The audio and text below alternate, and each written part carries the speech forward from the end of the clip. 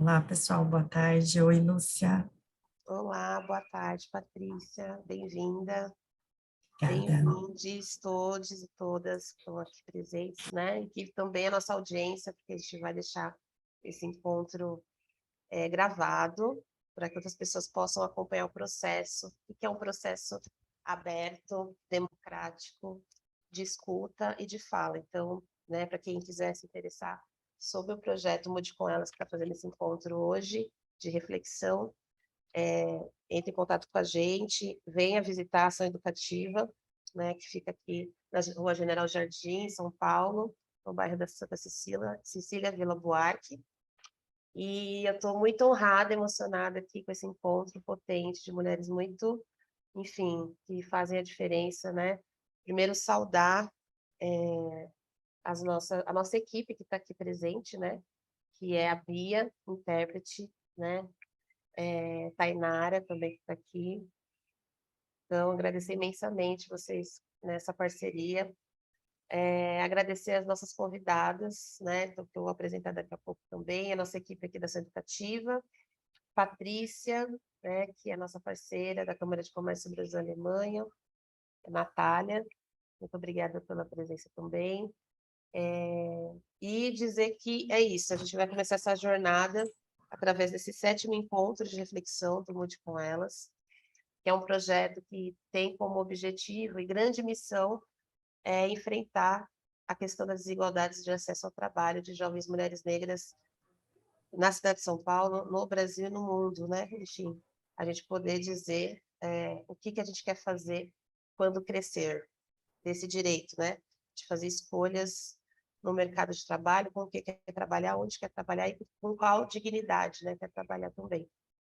E aí, para falar de corpos plurais, já que a gente está falando de corpos de mulheres negras, eu resolvi, né, junto com a nossa equipe aqui do Mude com Elas, trazer esse tema, que é um tema latente para a ação educativa já faz um tempo. Né? Quando eu chego aqui na instituição, tenho a honra de compor também, além da área de juventude, onde está o projeto Mude com Elas, também ocupar a área de educação, da ação educativa, no projeto da Rede Malala, e conheço a Elo, né, nossa querida Elo, que traz essa demanda mesmo institucional de que a gente precisa, enfim, dar contas de algumas lacunas de acessibilidade, né? Quando a gente está falando de inclusão, a nossa preocupação é pensar a inclusão desse ser humano na sua totalidade, né? Com todas as suas diferenças. Como a gente pode usar as nossas potências, né? Da forma que a gente pode dar além do que o nosso sistema branco, eurocêntrico, coloca que é só através da fala e da escrita e de uma mobilidade, uma certa mobilidade, um certo, enfim, falar sobre como cada ser humano quer se organizar. É muito mais profundo, né, Lu? É muito mais profundo, mas a gente vai falar aqui sobre prática, como a gente no dia a dia pode melhorar e ter essa percepção do que se trata as deficiências todas. Então, o tema de hoje, no nosso 7º encontro de reflexão, quais avanços precisamos para a inclusão de pessoas com deficiências no mercado de trabalho. Então, eu tenho a honra aqui de anunciar a presença da Heloísa Trench, aqui da Ação Educativa, que é mulher, mãe, deficiente auditiva, bacharel e licenciada em Pedagogia pela PUC São Paulo e Letras pela USP, mestre em Educação pela Unicamp, com experiência em implementação, monitoramento e avaliação de projetos sociais voltados para a infância, alfabetização, leitura e produção de textos. Atualmente trabalha com produção pedagógica e pesquisa no campo da educação de jovens e adultos. Bem-vinda, Elô. Muito obrigada. Obrigada, Lu. Vou falar também, anunciar a nossa maravilhosa Luciana Vegas, que também conheço, né? Foi apresentada por uma companheira aqui da Ação Educativa, que é a Marcele Matias, né? Que hoje é a pessoa à frente aí da comunicação do projeto da Rede Malala, aqui na Ação Educativa, e que falou, Lúcia, você precisa conhecer a Luciana. Então, eu recebi a Luciana como um presente, assim, porque ela já estava embrulhada com um lacinho para mim, assim, a Marcele falou, ó, essa é a mina que você tem que conversar, e fazer negócio. Eu falei, bora. Então, Luciana Viegas, da VNDI, Vidas Negras com Deficiência Importam, é autista, ativista, mãe de autista, pedagoga e professora da Rede Pública Estadual de São Paulo, membro da Abraça e uma das idealizadoras do movimento Vidas Negras com Deficiência Importam. Então, bem-vinda, Luciana Viegas. Muito obrigada pela sua presença. A Lu acho que teve que se ausentar um pouquinho, que deu algum problema lá com as crianças dela. Ah, tá bom. Então, tá, Ela acabou de devidamente. mandar aqui no chat, ó. Ela falou, meninas, eu já volto. Surgiu uma demanda com crianças aqui. Maravilha, sem problemas, a gente aguarda. E eu vou, bom, fazer um agradecimento também para a nossa equipe aqui da Ação Educativa que está presente. Beatriz, Thaís, Jéssica, Jana, Emura, enfim, né, Janaína, enfim, todos vocês que estão aqui fortalecendo.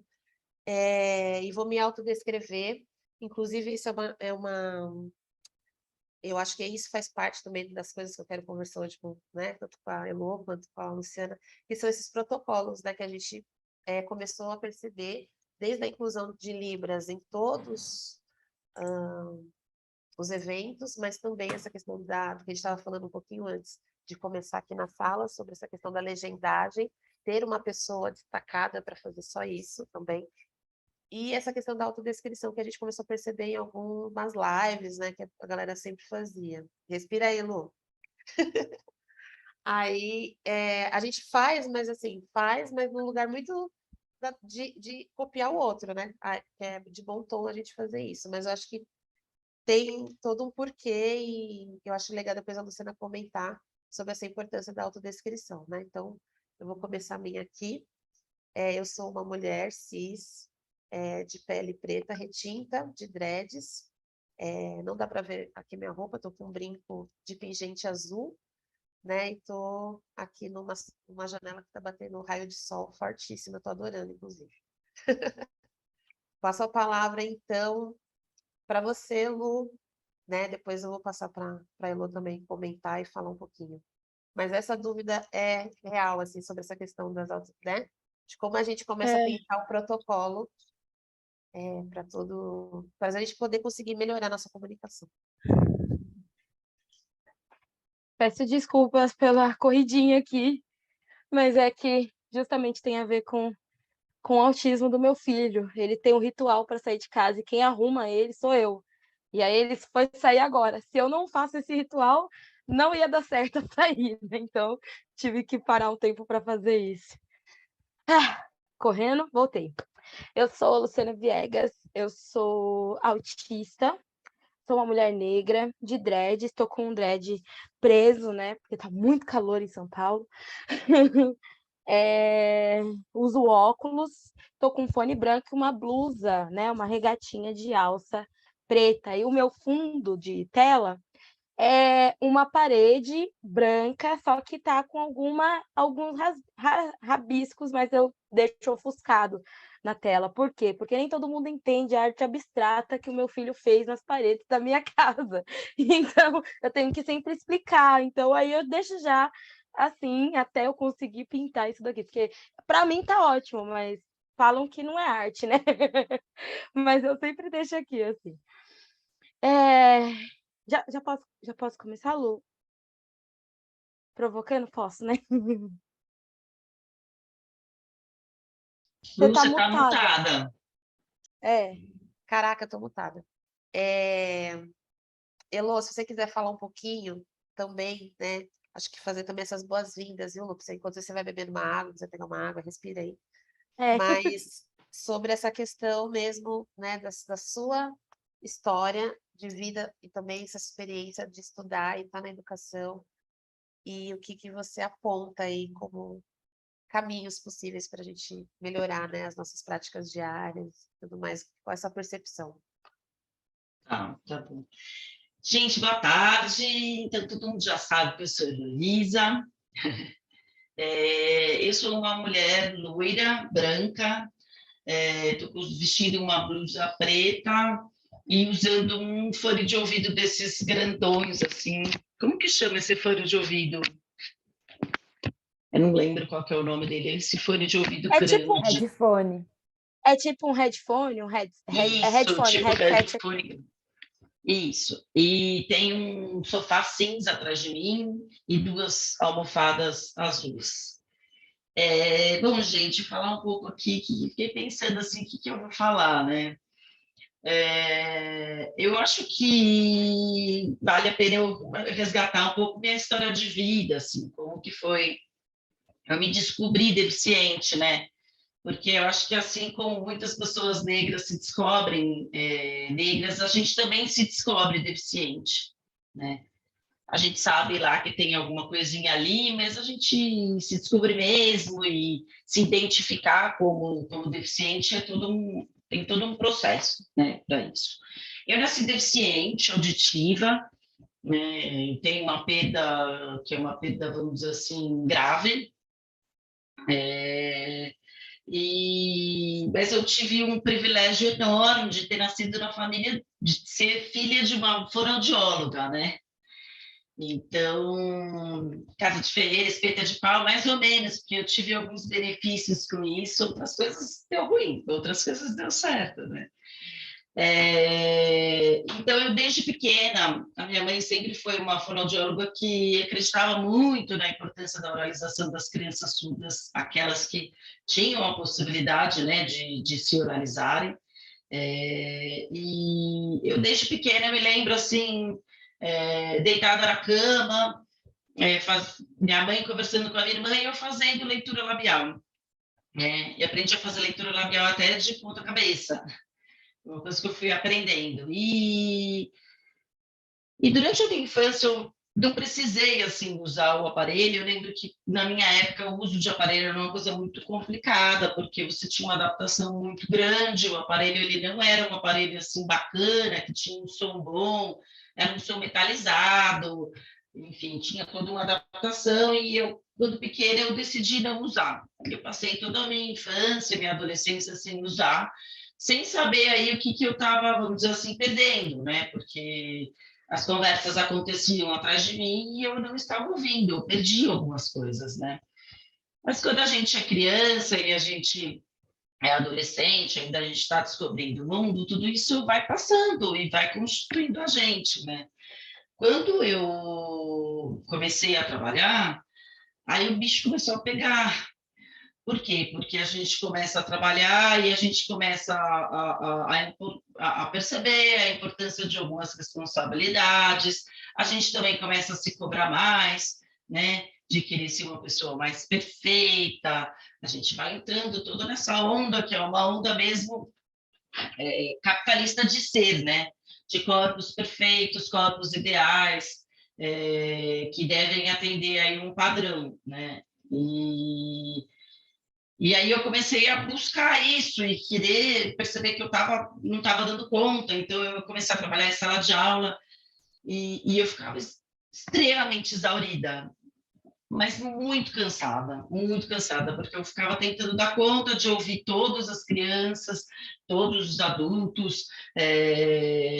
Eu, no pátio da sala da escola, eu criava algumas estratégias, então eu ficava em lugares onde eu podia ver, de modo mais geral, todo mundo, nunca muito no meio, né? Ficava mais em posições estratégicas, isso sempre fiz. A gente vai se adaptando a algumas barreiras que são colocadas para a gente assim, né? Então, vou sentar numa sala de aula, eu nunca sento de costas para as pessoas, nem muito longe da professora, então eu sento meio que de lado, olhando para a professora e olhando para toda a turma, né? A gente vai criando aí algumas estratégias.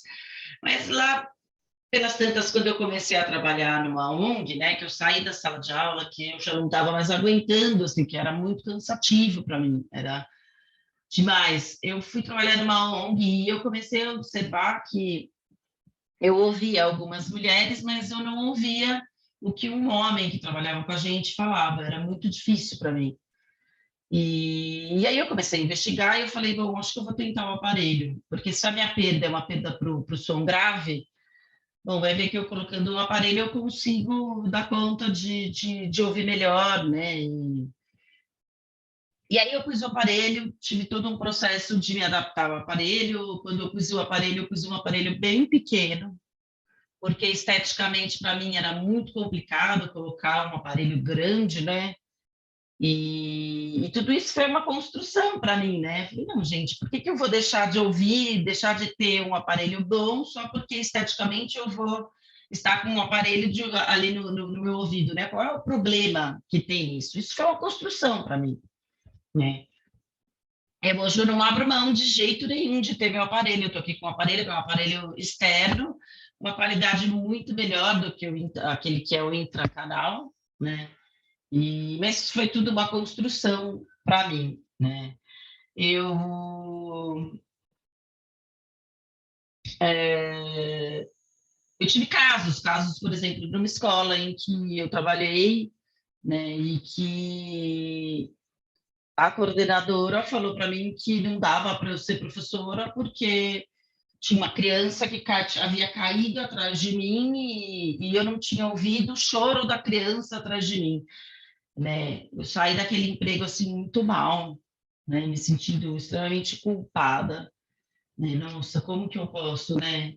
Eu tinha que ter ouvido aquele som daquela criança que caiu, né? Eu tinha que ter, então sempre achando que o problema era eu. E depois, né, com muita análise, muita reflexão, eu fui percebendo que aquela coordenadora foi completamente preconceituosa comigo, completamente capacitista. Ela, ela articulou esse processo para me considerar uma pessoa, vamos dizer assim, capaz de ser professora. Enfim, fui juntando todos os pauzinhos até perceber. E aí, bom, enfim, aí eu voltei a trabalhar em ONG. ONG é um lugar que eu me sinto um pouco mais segura de trabalhar, porque a gente trabalha de igual para igual, vamos dizer assim, falando um com o outro, então não é um monte de gente falando, isso tudo dificulta muito para mim o trabalho, né? A sala de aula, ela é um lugar difícil para mim, mas do qual eu sinto muita falta, né? Eu admiro muito a profissão professora, era uma coisa que eu gostaria muito de conseguir fazer, mas que para mim ainda é muito difícil. Ela me exaure muito e eu acho que eu perco muitas coisas assim que eu não consigo dar conta. Isso é algo muito mal resolvido ainda na minha vida, que ainda isso é uma coisa, é um capítulo que eu ainda não consegui resolver, né? E aí, eu não sei o que eu poderia contar mais para vocês, assim, sobre os dias de hoje, assim, né? Que Não, foi eu já ia dizer, não, eu ia dizer que, assim, eu estou considerando que você está dando uma aula, né? Professora onde? Qual que é, né? Professora você é super para mim, mas é isso, né? Qual que é o sonho? Eu acho que é isso, a gente tem que falar. O Mood com elas está trabalhando com as nossas jovens, né? A questão do afrofuturismo, que foi uma construção, inclusive, aqui da nossa comunicação, né? Da Júlia e da E a Raquel. gente fala, vai poder comprovar, São Opa. Paulo é a cidade da capoeira, mas Fechei aqui o áudio da ID. Ela está se vingando de mim, sabe por quê, gente? Eu abri o microfone na defesa de mestrado dela. Nossa. Abriu sem querer, então ela está aqui dando troco para mim. Aí, enfim, e gata, a gente tá falando. Não, então, e conte comigo, assim, Ai, no que meu Deus, precisar. lembrei de novo. E aí a gente conta com a gente aqui do Mood, porque a gente quer justamente trabalhar isso não só com as nossas jovens multiplicadoras, né? Como eu estava falando, a Júlia e a Raquel construíram a ideia de que a gente tem que ocupar o futuro, que o afrofuturismo é uma realidade, né? E elas negociaram assim, é isso, é isso. E eu acolhi e junto com a equipe a gente está trabalhando com muito carinho com isso, né? Porque falar de futuro não é fácil, né? Principalmente aqui em São Paulo, Brasil.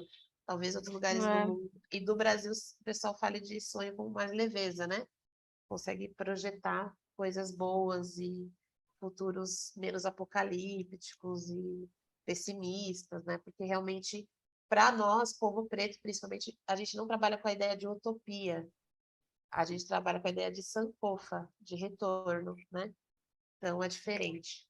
Talvez isso seja um marcador importante para a esquerda escutar, né? Por isso, né? Identificar que a gente tem concepções epistemológicas da vida diferentes, né, Lu? Quando a gente está falando É.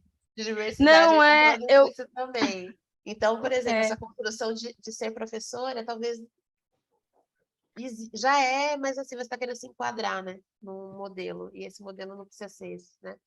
Dividir conhecimento, já que a gente é uma casa que enaltece tanto Paulo Freire, né, gente? Paulo Freire é o grande patrono, assim, da educação, né, aqui da ação uhum. educativa, assim como o Bell Hooks, que acabou de chegar, finalmente, pelas mãos da Edneia e tudo mais, mas tanto um quanto o outro tá falando o quê? Já temos tudo, a gente só precisa dividir e pedir licença, né, e falar, é dessa forma que eu quero ser feliz no mundo. É sobre isso. Então, mana, vamos pensar futuro. O que é essa educação que você quer, né, para você? Fala aí, Lu. Eu até, né, fiz uma breve apresentação, mas agora eu vou aprofundar porque eu me identifiquei muito com a fala da Elo, porque eu sou uma mulher autista diagnosticada com 25 anos, né? Eu fui diagnosticada autista a partir do diagnóstico do meu filho. Então, esse retorno, né, o meu filho, eu até brinco que a história minha e do meu filho é a representação daquele provérbio em Yorubá, que é o Exu matou o pássaro hoje com a pedra que jogou ontem, né? Ou não, Exu matou o pássaro. Exu matou o pássaro ontem com a pedra que jogou hoje, mais ou menos isso. Acho que é esse retorno, assim, né, que tem. E eu, toda vez que eu lembro desse provérbio, eu lembro da história minha do meu filho, porque foi exatamente isso. Eu fiquei grávida com 22 anos, aí tive meu filho com 23, basicamente, né, já estava ali no período, e durante 22 anos e 23 anos da minha vida, parece que eu estava vivendo um episódio piloto da minha vida, né? Não era, parece que eu estava à espera de alguma coisa, parece que eu estava à espera de uma identidade, de quem eu era, da grande pergunta que era quem que eu era no mundo. Quando meu filho nasce, a gente tem o diagnóstico de autismo dele, ali começa a abrir para mim um caminho. Primeiro, eu não passei pelo processo de luto pós-diagnóstico, isso não aconteceu comigo, porque eu sou uma mulher negra e eu já sabia, né? Geralmente acontece com os mães de autistas brancos, mas eu já sabia que o meu filho não ia ser aceito, que o corpo dele não era um corpo aceito na sociedade. Então eu já sabia que eu ia enfrentar. Então quando teve o diagnóstico do autismo, ele teve com 1 ano e 9 meses. Eu fiquei pensando de como que as pessoas negras autistas sobreviviam nesse país? Cadê elas? Foi a primeira pergunta que eu me fiz e que eu me questionei. Cadê essas pessoas negras autistas? Porque eu preciso saber qual que vai ser o futuro do meu filho, eu preciso saber aonde ele vai estar daqui para frente, eu preciso, sei lá, não projetar a mesma experiência, mas saber como que o Brasil está pensando as pessoas com deficiência. Como que esse Brasil, um país mais de 70% da população é negra, está pensando as pessoas negras com deficiência? Cadê elas? E aí foi quando eu me deparei com uma das realidades mais duras e tristes da minha vida, assim. A gente não estava nos lugares. E não era porque faltava representatividade. A gente não estava porque, historicamente, a gente foi jogado para a marginalização, para o manicômio, para o lugar dos... tem um livro que eu gosto muito desse livro, sempre deixo ele aqui, gosto de mostrar, que é Os Infames da História, que fala dos pobres, escravos e deficientes no Brasil. Da Lília Ferreira Lobo, é enorme esse livro, posso depois deixar para vocês, mas ele é ótimo. Que eu acho que é isso, a gente foi jogado para a infâmia, para a marginalização, para aquilo que não é aceito, né? A gente foi dos manicômios, a gente foi, sei lá, para qualquer lugar e por aí foi. E aí doeu isso. Doeu mais ainda quando eu comecei a olhar para o meu filho e perceber que tudo nele, o que era anormal para as pessoas, atípico, fora da realidade, para mim era uma coisa perfeitamente comum e normal. E para minha família também, porque eu sou de uma família neurodivergente. Então, o meu filho teve que nascer, ser diagnosticado autista para que eu fosse diagnosticada autista, para que o meu irmão mais velho, com 40 anos, fosse diagnosticado autista, para que a minha mãe começasse a se olhar com um pouco mais de cuidado e com um pouco mais de respeito. Ela não tem diagnóstico formal de autismo, mas ela sabe que ela tem alguma neurodivergência. Olha Uma criança teve que nascer para resgatar exatamente, né? É esse futuro resgatando o ancestral, que eu entendo isso. A gente passou a entender a nossa existência de uma forma completamente diferente a partir do nascimento e do autismo dentro da nossa vida. Eu leio como a identidade que a Elo traz na fala dela. É quando a gente olha e fala assim, caraca, minha existência, ela é válida. Né? Porque até eu ter o diagnóstico de autismo, eu passei por outros diagnósticos, né? Sempre tive acompanhamento terapêutico, sempre me sentia tinha uma sensação de desadequação da sociedade, e aí eu lembro que eu ficava assim, nada dá certo comigo, tá faltando alguma coisa. Eu passei por processos de acompanhamento terapêutico muito intensos, com muita medicação, e era tudo, era ansiedade, depressão, bipolaridade, esquizofrenia, tudo. Que fosse tudo isso, não tem problema, né? Porque eu não acho que o autismo é a parte boa dos transtornos, como alguns autistas acreditam. Eu não acho que a gente é aquela parte desvinculada da realidade. Não, não. Eu acho que se fosse tudo isso, mas que eu tivesse o atendimento, a terapia, que prezasse a qualidade de vida correta, mas eu não tive. Então, eu ficava tomando um monte de medicação que não me resolvia em nada, fazendo um monte de terapia que não levava em consideração a minha subjetividade quanto autista e mulher negra. E aí, isso fazia eu sentir o quê? Minha existência não vale a pena, eu estou fazendo de tudo, não está adiantando. E aí, a minha existência não valia a pena. Quando eu descubro o autismo, quando eu encontro profissionais que... E aí eu falo, agora eu sou uma mulher autista, eu sou uma mulher negra e autista. E isso tem um valor inegável, inegociável, que é quando eu me posiciono como mulher negra e autista, eu entendo a importância do local que eu tô e a importância de... Gente, pessoas negras autistas não são tratadas da mesma forma que pessoas brancas autistas. E não é uma equiparação, é só pensar. Eu vou falar autismo, ou vocês podem fazer essa... Abre uma aba aqui do lado do Zoom e procura autismo no Google. Quais são os perfis que vocês vão encontrar? Homens brancos ricos. Eu não tenho a cara do autismo. E o autismo tem cara, eu até brinco nas minhas redes sociais, que o autismo tem cara assim, ele é branca. Porque ele tem cara, gente, ele tem cara. E isso se interfere no nosso julgamento, quando uma mulher negra fala que é autista, vai interferir também no dos médicos, nas empresas, no olhar que você vai ter para um funcionário ou para uma funcionária. Eu sou professora, né? Trabalhei 9 anos dentro da sala de aula. Esse ano eu fiquei fora da sala de aula, mas ano que vem pretendo voltar. Mas fiquei esse ano fora porque eu precisava ir ali na ONU, entregar esse relatório e já volto. Foi mais ou menos isso que eu fiz esse ano. E aí, o relatório do BNDI, que a gente vai falar dele.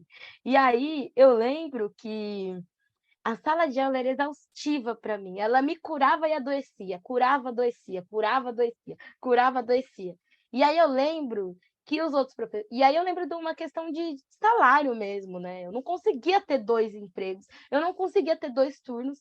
E eu lembro que eu ficava exausta, gente. Eu não produzia absolutamente nada depois de uma aula. Depois de um período de aula, 6 aulas, estímulo, barulho, criança, eu já dei aula para criança do primeiro ano gritando, criança do 6º ano gritando, adolescente gritando. Gente, não tinha como. Só que eu voltava lá. E aí eu lembro que uma das experiências que eu tive era que eu dava muito atestado mesmo, porque eu entrava em pane, eu vivia de pane em pane na empresa, de pane em pane na escola. Eu era do estado, né? Então eu vivia de pane em pane. Então eu dava aula, tipo, 1 mês, 2 meses, e 15 dias eu precisava... meu corpo desligava. Shutdown, crise, eu não conseguia estar nesse espaço. Quando eu descobri que eu sou autista, eu voltei para a escola e pedi para fazer um pequeno ajuste nos meus horários, né, lá com a diretora, mas foi uma negociação muito informal, não entreguei, nem... foi muito informal. Eu pedi só para que, se eu fosse fazer os 2 períodos, né, período da manhã e da tarde, para completar minha carga, que eu tivesse 2 aulas para dar uma acalmada, 2 aulas para regular, para eu poder entrar no período da tarde depois do intervalo. Então, eu sempre pedia, ou espalhar as minhas aulas. Então, eu tinha aula dia sim, dia não, era assim intercalado, e com essas. A gente foi fazendo esses ajustes, e deu certo. Por quê? Eu fiquei 100% regulada? Não. Mas eu consegui manter uma frequência. E aí foi legal, porque além desse processo, eu comuniquei a todos os meus colegas de trabalho que eu era autista e comuniquei aos alunos que eles tinham uma professora autista. E que há momentos que eu ia levar alguns brinquedos sensoriais para me regular, ia usar abafador de ruído, ou ia levar o spinner, que para mim regula bastante também, e que é importante. E isso foi uma coisa tão legal que a gente começou a debater deficiência em todas as aulas. Então, quando a gente fala de incluir as pessoas com deficiência dentro dos O que é espaços, spinner?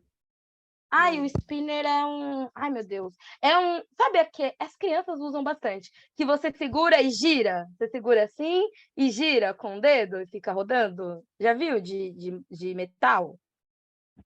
Criança adora. Eu brigo Tem com. Eu tenho. girabanquinha, vende em Isso, banca. isso. Aqui em casa é guerra isso, viu? Porque são dois autistas.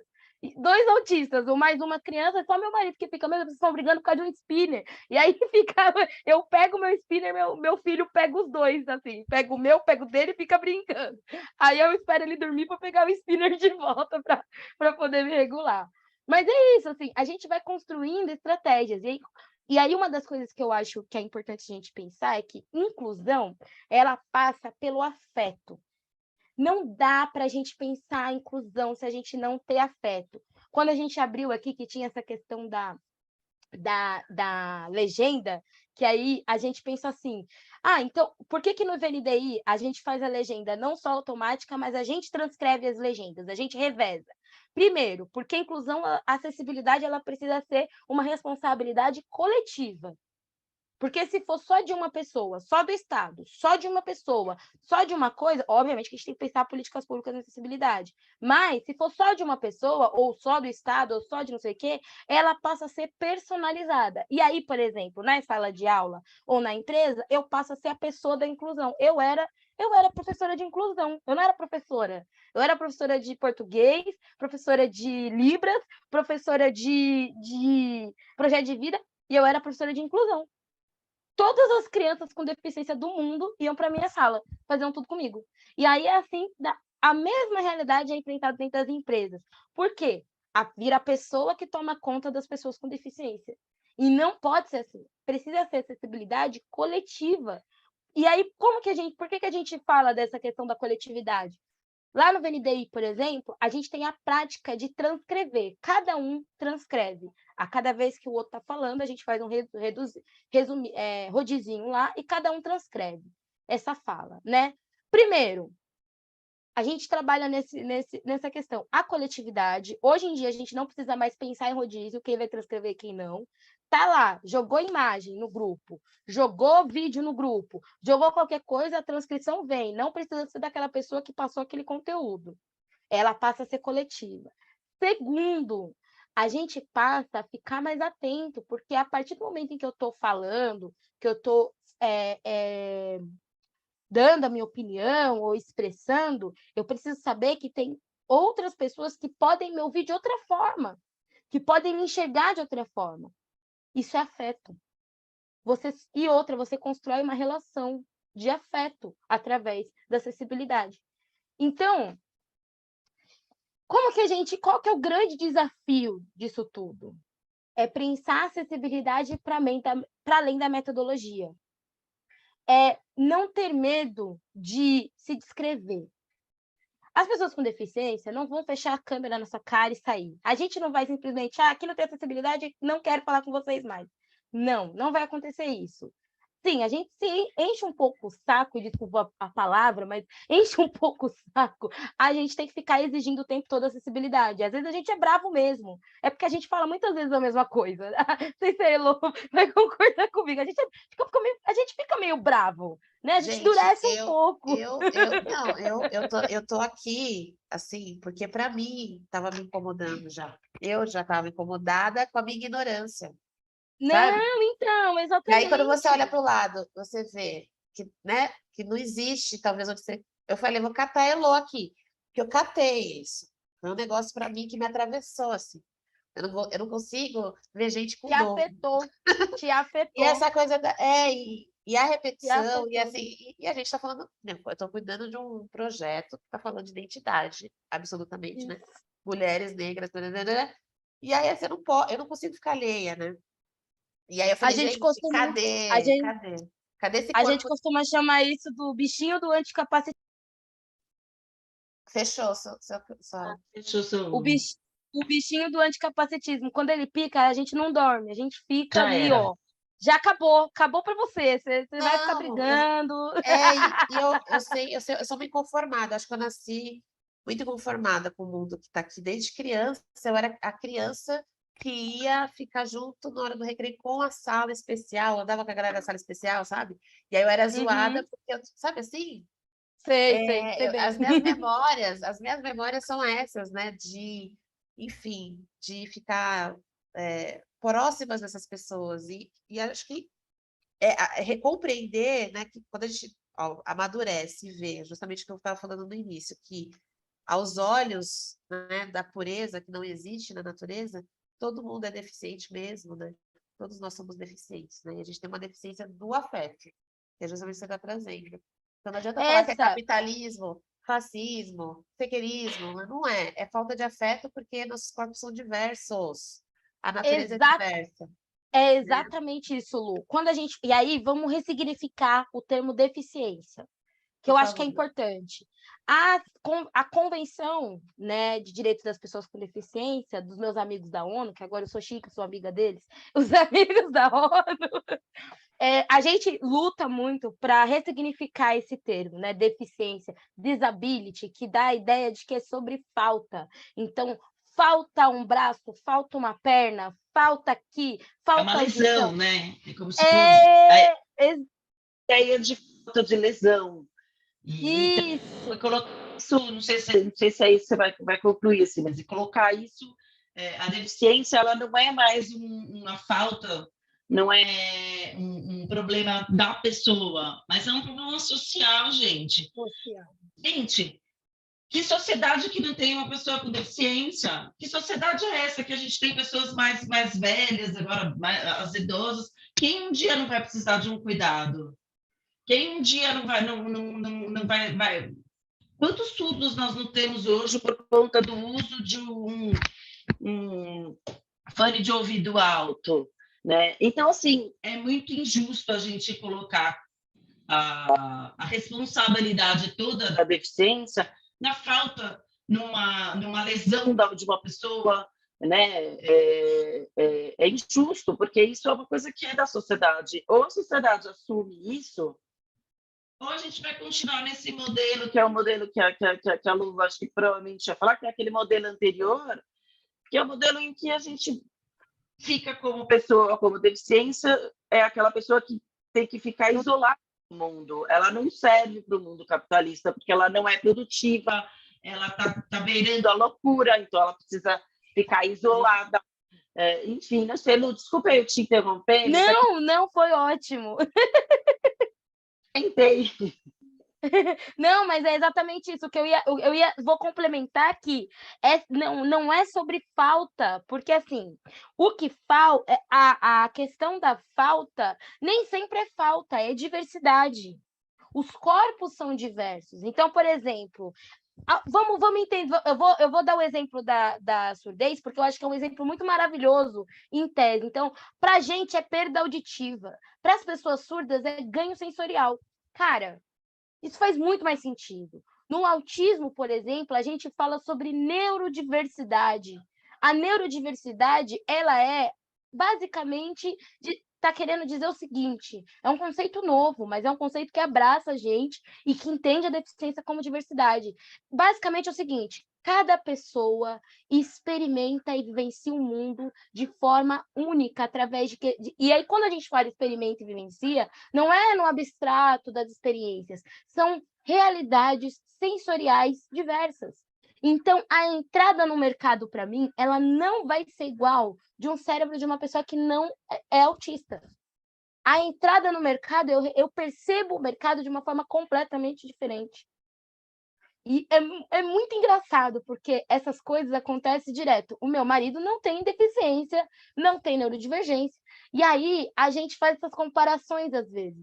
Então ele fala, cara, mercado para mim é a coisa mais legal do mundo. Eu gosto de ir no mercado, porque você para, você leva as crianças, é uma aventura. E eu falo, o mercado para mim é insuportável. Não é porque é chato estar no mercado, mas é muito estímulo. E aí se muda o mercado, eu não sei onde estão as coisas, eu sigo uma regra para ir no mercado. Eu tenho um padrão de ir no das gôndolas que eu tenho que ir primeiro.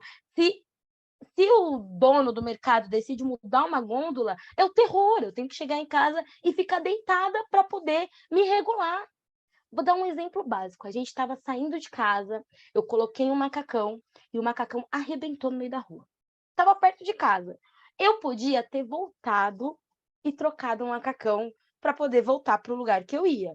Mas eu, muito autista que sou, comprei uns alfinetes, coloquei aqui, porque dava para colocar com os alfinetes, e segui a vida. Falei, não vou trocar esse macacão, porque isso vai me desregular no nível. Eu fiquei perdida a tarde inteira. A tarde inteira, meu marido falou, eu percebi que você ficou completamente perdida porque o macacão que você tinha planejado para sair de casa não estava do jeito que você queria. Então, isso é diversidade. Isso não significa que eu sou chata, isso não significa que eu sou sistemática, isso significa que a forma como eu expresso a minha deficiência ela é diversa. Eu com autismo, a Elo com a surdez, outras pessoas com a perna mecânica, com a muleta, com a cadeira de rodas. Uma amiga minha, Ana Clara Muniz, ela fala assim, que ela nasceu com AME, então ela nunca andou. Então, ela conta a experiência dela de que ela fica perguntando para quem anda. Como que andar? Como que vocês estão andando do nada, vocês param? Que sentido é esse? Vocês estão cansados? Como que é a perna esticada? O que deve ser? Mas não porque ela quer ter isso, mas porque é diferente. Da mesma forma que ela fala, ela conta assim, é muito legal que ela fala, gente, ainda bem que eu não ando, porque assim, eu sou muito cansada e preguiçosa.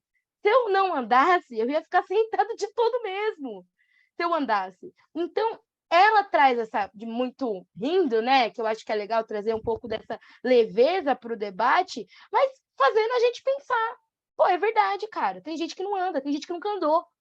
E aí, como que é? Será que essa pessoa está atrás de buscar andar? Porque isso é uma lógica colonial também. Isso é uma lógica cristã. Afinal, Jesus curou quem não andava, fez andar. Isso é uma lógica cristã. Isso é uma lógica que a igreja coloca na gente. Isso é resquício de ideia colonialista. E a gente reproduz nos mínimos detalhes. Então, ressignificar a deficiência é importante. Então, não mais entender a deficiência como falta. É muito importante. Não falta nada, é diversidade. Não é diferença, é diversidade. Dentro da diversidade não existe normalidade. O espectro, por exemplo, do autista é um espectro. Não tem um cérebro típico e um cérebro atípico. Eu não gosto desse termo, eu sou super contra falar o termo, porque eu acho que quando a gente fala em pessoas atípicas, significa que eu sou fora da normalidade. Eu não sei se eu sou, sabe? Quando a gente tem uma população de mais de 45 milhões de pessoas com deficiência, eu não sei se não é tão normal assim, né? Eu não sei, a gente é 1/3 do Brasil, né? Acho que não sei se a gente é tão anormal assim fora da realidade. Eu acho que sim, a gente precisa entender que deficiência é o contato da nossa diversidade com a sociedade que faz com que a gente não acesse. Aí é barreira. Aí a barreira precisa ser derrubada. A barreira dá para ser derrubada de diversas formas. A CDPD prevê isso também, através das adaptações razoáveis, que é o que dá para fazer com o que tem para fazer. Mas também prevê acessibilidade, que ela precisa ser coletiva, ela precisa ser de forma séria, ela pode ser metodológica, mas que não se fique só na metodologia, porque senão a gente perde. A gente fica pensando só em Libras e Braille, e para de pensar que pessoas autistas, 89%, não estão dentro do mercado de trabalho. Por quê? Fica nesse lugar da mais uma cartilha. Isso, exatamente. Exatamente. Mais E uma assim, ó, cartilha, né? puxando a sardinha para o meu lado, até brinco com isso, é que as pessoas autistas, elas, 89% não estão no mercado de trabalho. Ponto. Tá aí. Eu também não tô, atualmente eu não tô. Por que a gente não está no mercado de trabalho? Vamos pensar, a acessibilidade em tese é ter a lei de cotas, que garante intérprete para pessoas surdas, que garante rampa, né? Você só pode contratar se você tiver acessibilidade. Por que as pessoas com deficiência não estão, então, no mercado de trabalho? Porque tem uma questão chamada permanência e acessibilidade comunicacional. Pouco se fala disso. A gente não fala da acessibilidade comunicacional a partir da linguagem simplificada, do trabalho apoiado. Sabiam que pessoas com deficiência intelectual têm o direito de trabalhar? Podem trabalhar, mas não trabalham. Por quê? Porque se entende que uma pessoa produtiva, e aí vamos fazer toda aquela construção, né, e reflexão. Uma pessoa produtiva e funcional, ela não precisa de ninguém, ela é independente. Aí eu vou fazer o seguinte, vocês fazem parte de alguma equipe de trabalho? Eu vou fazer o seguinte, acabou as equipes de trabalho. Uma pessoa faz tudo, porque afinal vocês são independentes, vocês não precisam de outras pessoas. O que a gente tem na sociedade? Então, até a forma como a gente se organiza no trabalho, ela é feita para ser acessível, para que seja para todos. Só que quando a gente vai pedir isso para pessoas com deficiência, ela passa a ser demais. Ela passa a ser o excesso. Ah, isso daqui não dá, vai me dar mais trabalho. Mas será que a forma como a gente se organiza na sociedade, ela não é feita para que as pessoas com deficiência acessem? Ou nós colocamos barreiras? Sim, as barreiras por conta da ideia de normatividade, ideia de que o corpo com deficiência, ele só vai ser funcional a partir do momento que ele não tiver deficiência. Quanto menos autista eu parecer, mais incluída eu tô. Concordo com isso, tá, gente? Quanto menos autista eu pareço, mais incluída eu tô, mais aceita nos espaços eu tô. Só que ser menos autista para mim é tirar minha identidade. Tal qual, e isso é tão violento quanto dizer para as pessoas negras que quanto mais branco você é, mais incluído você tá. A gente já tem esse debate no Brasil, né? A ideia do Inclusive, clareamento, toda essa não, lógica. e essa questão também do que a gente escuta falar, inclusive, da palavra passabilidade. Isso, exatamente. Passabilidade. E só que, ok, a gente usa a palavra passabilidade, mas ao quê? Né? Sempre está oculto. O opressor da frase sempre está oculto. É passabilidade de acesso a, né? Então, quando eu atrás do padrão, né? É sempre uma coisa, o padrão, o sistema, o capitalismo. Só que, gente, se trata de um projeto colonial, racista, que Sim. retira uma coisa que é ancestral da humanidade, que é se auto-organizar, né? E Lu, sabe uma coisa que é legal assim, da gente pensar assim, quanto que é importante da gente o quanto assim essa lógica capitalista é uma lógica que ela não funciona. Quer dizer, ela funciona para poucos, né? Mas assim, por exemplo, eu lembro que eu estava tendo uma aula com uma pessoa que trabalha com educação inclusiva, né? E ela mostrou uma imagem que é uma imagem de crianças que estavam. Ela pegou uma imagem de crianças do norte, tá? Porque tinha neve. Então tinha lá uma escadinha e uma rampa com acessibilidade. E aí os acessos à escola, para entrar na escola, estava todo tomado de neve. E aí tinha uma criança com uma cadeira de roda e várias crianças tentando entrar. O que a diretora da escola falou? Bom, você vai ter que aguardar um pouquinho. Por quê? Porque eu não posso te dar, fazer você passar, sendo que tem todas essas crianças, várias crianças querendo passar. Então, primeiro eu vou limpar a escada para as crianças passarem e você aguarda e depois sobe. E aí é como se fosse uma tirinha isso, né? E aí a criança fala assim, mas poxa, se você limpar o acesso pela rampa, todo mundo sobe, né? Então, essa ideia é um pouco assim, é meio bobinho assim, de falar isso, assim, mas é que eu acho que simboliza bastante um pouco isso, que assim, garantir a acessibilidade para um é garantir para muitos, né? você garante para todo mundo participa, né? E aí uma coisa assim, eu fiquei pensando muito assim, que quais são os avanços que a gente precisa pensar, né? Estou aqui pensando nisso, assim, o que a gente precisa pensar em termos concretos, né? Acho que não dá para falar em avanços do ponto de vista da inclusão no trabalho, sem falar do afeto, que eu acho que a Luciana falou maravilhosamente, e sem falar também, que acho que a Luciana também trouxe, que assim, a gente tem marcadores e a gente tem a diversidade dentro das próprias deficiências, né? Então, a gente viu aqui, vocês garantiram aqui uma intérprete. Muito legal, porque está sendo gravado. Mas eu sou deficiente auditiva e eu preciso de legenda, né? E para mim é a legenda que vai facilitar essa minha comunicação. Vocês viram que eu consegui aqui, estou ouvindo super bem, mas eu estaria muito mais segura se eu tivesse uma legenda. E aí essa coisa, há deficientes que precisam da Libras, há deficientes que uma legenda funciona, e a gente ir pensando nessas camadas, sabe? Quando a gente está falando da deficiência, são várias camadas. A gente não pode falar só de uma acessibilidade em si, de uma coisa pontual. A gente tem que pensar nesse processo em todas essas camadinhas que existem. É sobre isso. E a gente pensar que muitas sociedades, né, contemporâneas, mas que a gente, né, tem essa questão do apagamento, né, do que a gente chama de tradicional, comunidades tradicionais, que faziam a identificação, né, quando a gente está falando de diversidade, a gente fala desse panteão, né, mas na realidade existiam, né, nas Américas, por exemplo, mais de 365 tipos de gênero humano, né? A nossa tecnologia ancestral era tão grande, né, que nos povos das Américas tinham essa coisa de nasce aquela criança já estava mapeada.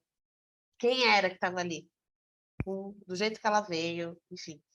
E como a gente perde isso, né? Então, por isso que eu acho que é tão ruim. Eu nunca gostei muito da ideia de utopia. Sempre achei estranho, enfim, coisas, né, da branquitude, né? Eu passei pela academia, né, em ciências sociais, enfim, sou antropóloga, então, enfim, aí a gente começa a ver que, nossa, mas essa sociedade aqui humana já pensa diferente e pensa melhor, olha que coisa, por que ela não é relevante, né? Por que a gente não estuda essa forma filosófica de se pensar o ser humano na sua diversidade, potência, porque falar sempre de potência. O novo era visto como potência. Infelizmente, as etnias, né, quando a gente, também é errado dizer etnia, mas enfim, só para localizar quem está também letrado aqui na língua portuguesa, limitada, para entender, né? Quando a gente fala de tribo, não é certo etnia, mas a gente usa, né? Raça, são termos, enfim, sempre para designar o outro que não é o não branco, né? Geralmente. Então, quando a gente está falando de povos indígenas, que na realidade são povos originários, né? Cada uma se organizava de uma maneira. Eu não duvido pensar, e, por exemplo, que antigamente tinha-se essa noção de que a Luciana, por exemplo, quando nasce, já saberia que ela é daquela outra nação. Aquela nação é co-irmã, porque nasceu o filho ancestral daquele clã. Não é o autismo, mas é o filho, sabe? Assim, essa leitura humana da diferença. Que a gente perdeu e agora a gente está aqui numa loucura, numa caixa, né? Limitada, programada, de apagamento sistêmico, né? Porque por mais que a gente estude, por mais que a gente leia, escute, a gente está com dificuldade de acreditar no que a gente lê, no que a gente quer de futuro. A gente não acredita no fundo, a gente está num convencimento diário, né? A gente se fortalece estando junto, conversando, mas tem muita gente que tem dificuldade de desgarrar desse paradigma humano que a gente está. Né? Entender que hoje, em 2022, existem pessoas vivendo, tentando preservar um outro tipo de vida, que vai olhar para a Luciana e assim, sabe? Não vai ter compreensão que o sistema tem dela, vai fazer uma leitura básica do afeto, somente, né? Tanto que a gente sempre escuta isso, porque o Nordeste ou a gente vai para uma aldeia indígena, a gente é muito bem recebido. Eu vou para a África, para os países da África, eu sou muito bem recebido, né? As pessoas oferecem o que têm, eles são tão simples, né? Não tem essa fala? Sabe por quê? Porque a gente só trabalha com afeto, né? Não há lugar onde povos indígenas ou povos pretos se reúnam que não tem um branco que não é bem-vindo. E sempre tem uma pessoa branca, inclusive, né? Então, a gente precisa só... Eu tenho ido a muitas reuniões aí, diversas, né? E eu falo sempre que quem construiu uma tecnologia de sobrevivência, e essa tecnologia tem aproximadamente aí 400, 350 anos, e foi o período, né, desde que Colombo e né, Álvares Cabral chegaram para definir, né, que essa terra ia ser tomada, existe uma tecnologia de sobrevivência e de resistência, né? Por isso, não à toa, a Luciana Viegas está lá na ONU, não é porque é porque a ONU precisa ouvir a Luciana, e o Mude com elas também. A ação educativa também. Eu tava pensando aqui, você falou, eu fiquei pensando, porque uma das coisas que a escravização trouxe para a gente, a colonização, né, foi o domínio de corpos pretos e, através da tortura, a produção de deficiência por meio da violência.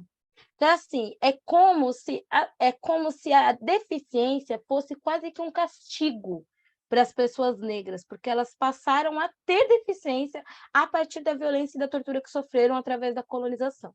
E aí, o que eu repenso sobre isso aqui? Eu imagino que eu não sei ainda, porque eu não estudei como que em África se pensava a deficiência antes da colonização. O que a gente sabe é um pouco da Idade Média, que a gente era dizimado, né? A gente não era visto como gente, pessoas com deficiência, então a gente não tinha... A igreja tratava a gente como uma grande maldição, né? Era isso. E quando trazeram para o Brasil essa realidade e a população preta começa, a partir das denúncias, a partir da violência, adquirir deficiência, né? Porque a deficiência ela pode vir, que é o meu caso, eu sou uma pessoa com deficiência desde que nasci, caso da Elô, mas ela pode ser adquirida. Você pode estar andando, um ônibus te atropelar e você perder uma perna. Isso você é uma pessoa com deficiência. São processos completamente distintos, um mais dolorido que o outro, um mais dolorido que o outro. Porque nesse outro, você precisa se ressignificar. Você precisa entender todo esse conceito do que é funcionalidade, de que sua vida não acabou, de que, né, tudo vai acabar, não é isso. E aí, o que eu penso, assim, como que a gente sobreviveu? Porque a gente sobreviveu. A população negra com deficiência, ela sobreviveu, ela resistiu junto dos quilombos da população negra que foi também colonizada e torturada pelos colonizadores, pelos portugueses aqui no Brasil e em outros países, outras, né, de outros Não, e agora, países. nesse momento, né?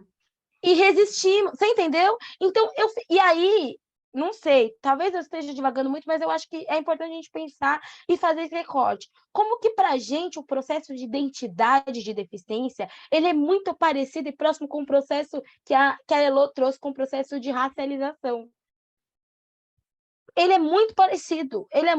A gente se entender como uma pessoa com deficiência é diferente de ser uma pessoa com deficiência. São processos completos, mesma coisa com o processo de racialização. Se entender quanto uma pessoa negra racializada é diferente de só ser uma pessoa negra.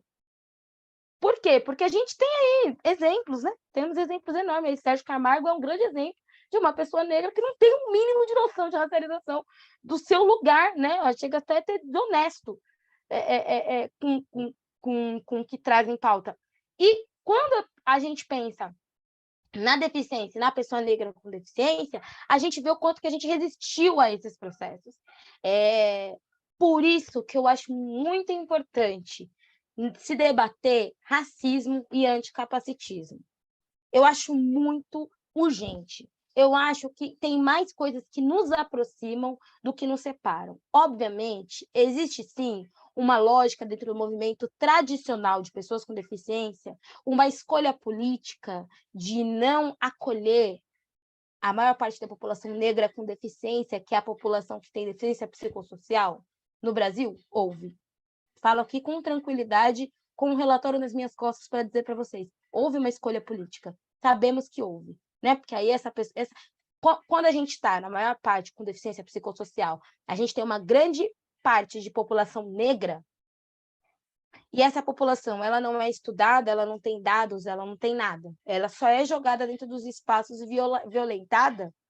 A gente tem uma escolha política aí do movimento tradicional de pessoas com deficiência. Mas a gente tem movimentos como o VNDI, movimentos que estão nessa retomada histórica de olhar e falar assim, nós precisamos resistir. Mas sozinho não dá mais não, irmãos. A gente precisa do movimento negro, aliado à luta das pessoas com deficiência e do movimento de pessoas com deficiência, aliado à luta do movimento negro. Até porque, se a gente for falar de leis, de luta por direitos, a Lei 10.653, que é a lei de cotas, qual que é a lei de cotas? Eu não lembro das políticas afirmativas. Ela é uma lei aí que eu não vou saber o nome dela, mas enfim, ela foi pleiteada, ela foi pleiteada pelo movimento negro. E o movimento de pessoas com deficiência, a partir dela, conseguiu, eu falo um anexo, um puxadinho, para a gente poder trazer as pessoas negras com deficiência para o mercado de trabalho, para as universidades, para os espaços. Então, não dá para a gente desvincular, não tem como. Ela precisa andar junta, e aí precisa ser bom para todo mundo. E aí é isso que torna bom para todo mundo. Quando ela anda junta, quando ela caminha junta, quando a gente está aqui fazendo isso, debatendo mercado de trabalho, a inserção de pessoas negras no mercado de trabalho, mas também debatendo as pessoas negras com deficiência no mercado de trabalho, ou as pessoas com deficiência no mercado de trabalho. Senão, a gente não consegue, a gente anda sozinho e fica lá, emperrado, porque a gente precisa trazer uma galera com a gente também. Eu acho que tem uma questão que resolve muito, né? Eu acho que quando eu comecei a conviver mais com os povos originários, assim, entender cada nação, compreender essas questões dos clãs, né? Pensando também em África, né? Porque meu pai é nigeriano, de uma etnia Ibo, que inclusive está sendo perseguida, né? Na Nigéria nesse exato momento e tal. Quando eu comecei a entender que o racismo ele é um mecanismo de padronização, de hierarquização, tanto que tem uma especialista lá nos Estados Unidos que não usa a palavra racismo, ela usa o sistema de castas, porque foi a tecnologia primeira usada pela colonização lá na Índia, né? Então, o sistema de castas é quando você coloca de forma hierárquica quem é e quais são os valores de cada um. E a partir dessa organização piramidal, né, essa escadinha de quem merece viver, quem merece sobreviver, gozar da vida e tal, né? Então, quando caiu minha ficha sobre racismo, quando realmente eu entendi que é o projeto antidiversidade humana.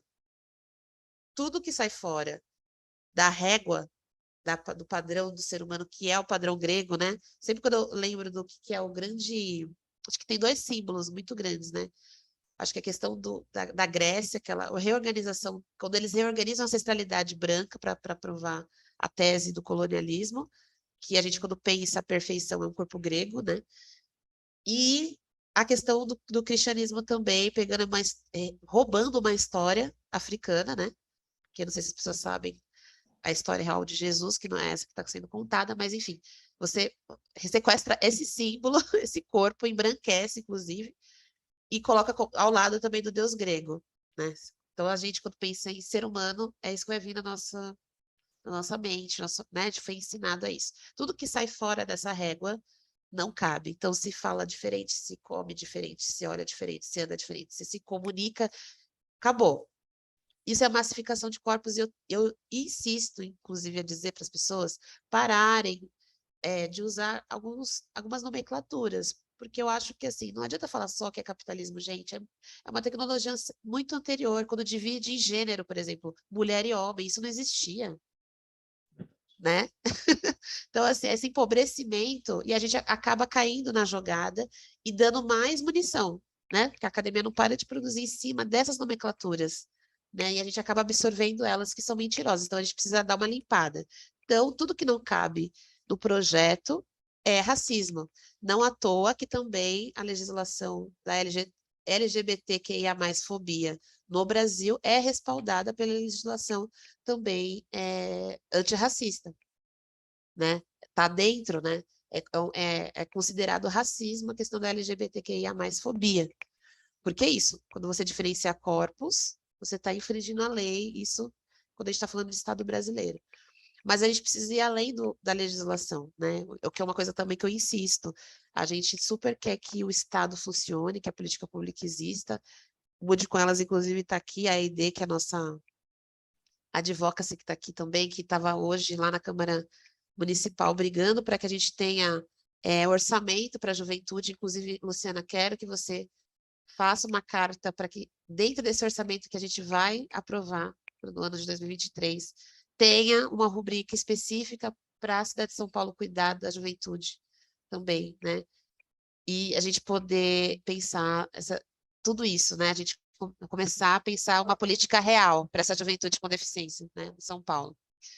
Mas eu quero aproveitar aqui para abrir também, a gente está às 5 horas agora, falta aí mais meia horinha para a gente conversar. Eu queria abrir para perguntas de quem está aqui com a gente. Por favor, o microfone está aberto, abram aí, façam perguntas para as nossas convidadas. Vou pedir só para quem for fazer pergunta, por favor, abrir a câmera, tá? Para poder fazer a leitura labial.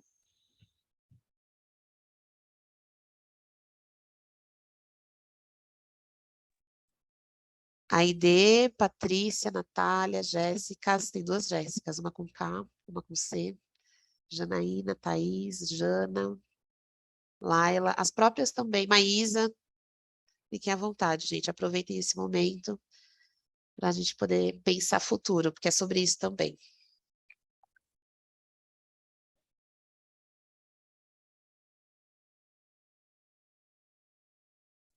Todo mundo refletindo, é isso? Mas pode fazer um comentário, não precisa ser uma pergunta, mas, né? Fique à vontade aí para falar alguma coisinha.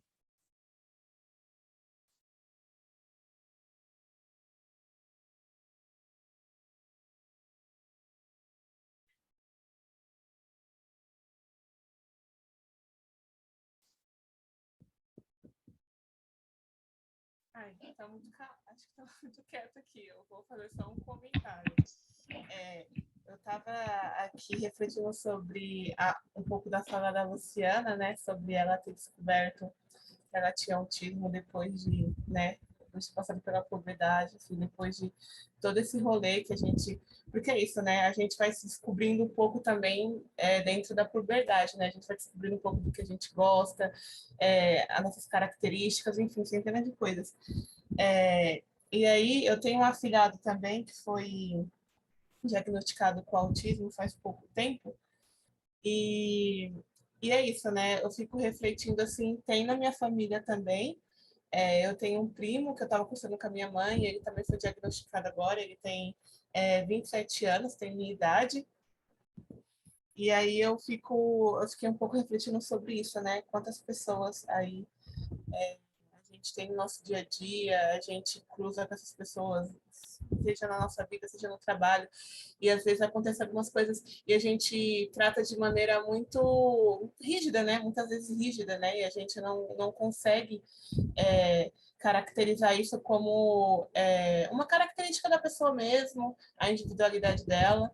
E aí eu estou aqui refletindo sobre isso, sabe? Sobre como que a gente é ensinado e como que a gente é direcionado a não enxergar da maneira que vocês estão falando agora, né? Sobre, enfim, sobre a maneira da pessoa, às vezes também, sabe? Vocês falaram a palavra, só que eu esqueci a palavra agora, desculpa. Mas é isso, como que a gente...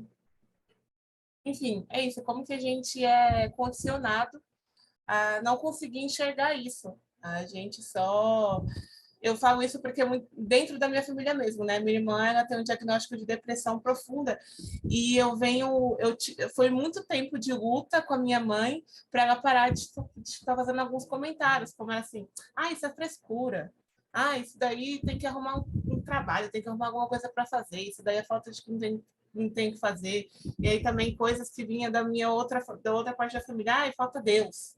Você tem que ir na igreja. Se ela for na igreja, ela melhora disso, enfim. Como que a gente é condicionado a sempre a ficar buscando, enfim, métodos e curas que é isso, ou está em Deus, ou falta alguma coisa a fazer, ou, sabe, essas coisas que vêm sendo jogadas para a gente vai engolindo. Talvez seja isso. Talvez seja isso. E às vezes a gente fica parado nisso porque às vezes a gente fica frustrado porque a gente não consegue melhorar e é isso, porque a gente é condicionado a pensar que a cura está em lugares que não estão. Aí eu estou refletindo muito sobre isso agora. Era mais esse comentário. Legal. Eu acho que tem uma ideia de que tem alguma coisa errada, né? Alguma coisa que precisa ser medicalizada para melhorar, ou que precisa de uma cura. Essa cura pode vir de Deus, ela pode vir de um médico, pode vir, sei lá, né? E de não entender, assim, de não entender que são corpos que são assim, que a gente precisava entender um pouco assim que é isso aí. E tá tudo bem ser assim, né? Tá tudo bem, isso aí, enfim. É sobre estar tudo bem. Exatamente. A gente Eu nasceu para fiquei brigar. pensando sobre isso, de quanto tempo eu passei dizendo que eu era um erro. Gente, a história do meu autismo é muito pesada, porque eu achava que eu era um erro. Só que assim, eu não sabia que eu era autista, eu não tinha nenhum tipo de nada. Na minha cabeça, a minha desadequação era porque eu era só uma pessoa esquisita, né? O meu hiperfoco, para mim, era um erro também. A forma como eu me expressava, o jeito de me comunicar. Então, é muito engraçado isso, assim. A ecolalia, o pular, o precisar se balançar. Eu sou uma pessoa que me regulo me balançando. E eu achava que isso era um erro em mim, que eu tinha que me segurar. Que isso? Ninguém faz isso, por que você vai fazer? E aí, até eu chegar nessa libertação, porque para mim, descobrir que sou autista foi o dia que eu quis parar de morrer. Eu tentei de tudo, porque e situações de autoextermínio mesmo. E aí não era uma. E aí depois, o que foi mais difícil de eu entender, mas eu entendi depois, foi dolorido também, foi que não era uma percepção minha sobre mim. Tava tudo bem ser quem eu sou, tá tudo bem para mim balançar, tá tudo bem para mim falar, repetir diversas vezes a mesma palavra, tá tudo bem o jeito de eu me expressar, tá tudo bem às vezes eu travar, não conseguir falar, tá tudo bem ser quem eu sou. A percepção errada que eu tinha de mim era porque o outro olhava sempre para mim e dizia que eu era estranha e esquisita. Então, eu acolhi de verdade o que as pessoas, por conta de racismo, porque aí foi racismo que aconteceu comigo, as pessoas simplesmente depositavam em mim. Eu acolhi. Então, por exemplo, eu lembro de uma das... Quando eu estava no processo de diagnóstico, eu lembro que foi me perguntar, a doutora me perguntou assim, a psicóloga, você identifica as intenções das pessoas pela fisionomia? E eu, não. Mas quando é racismo, eu identifico. Tá vendo? Você não é autista. Você tá mentindo sintoma. Que racismo você identifica, outra você não identifica? Quem é autista não identifica nada. O que é uma baita de uma mentira. Sabe por quê? Porque eu sou uma mulher negra autista. Eu tive que lidar com racismo com 5 anos de idade. Como todo autista, eu criei estratégias, mascaramento, para poder me proteger, porque é isso que a gente faz o tempo todo no autismo. Então, obviamente, o meu padrão de identificar as intenções no rosto das pessoas é diferente de uma pessoa branca que foi estudada e que é o padrão do teste neurológico.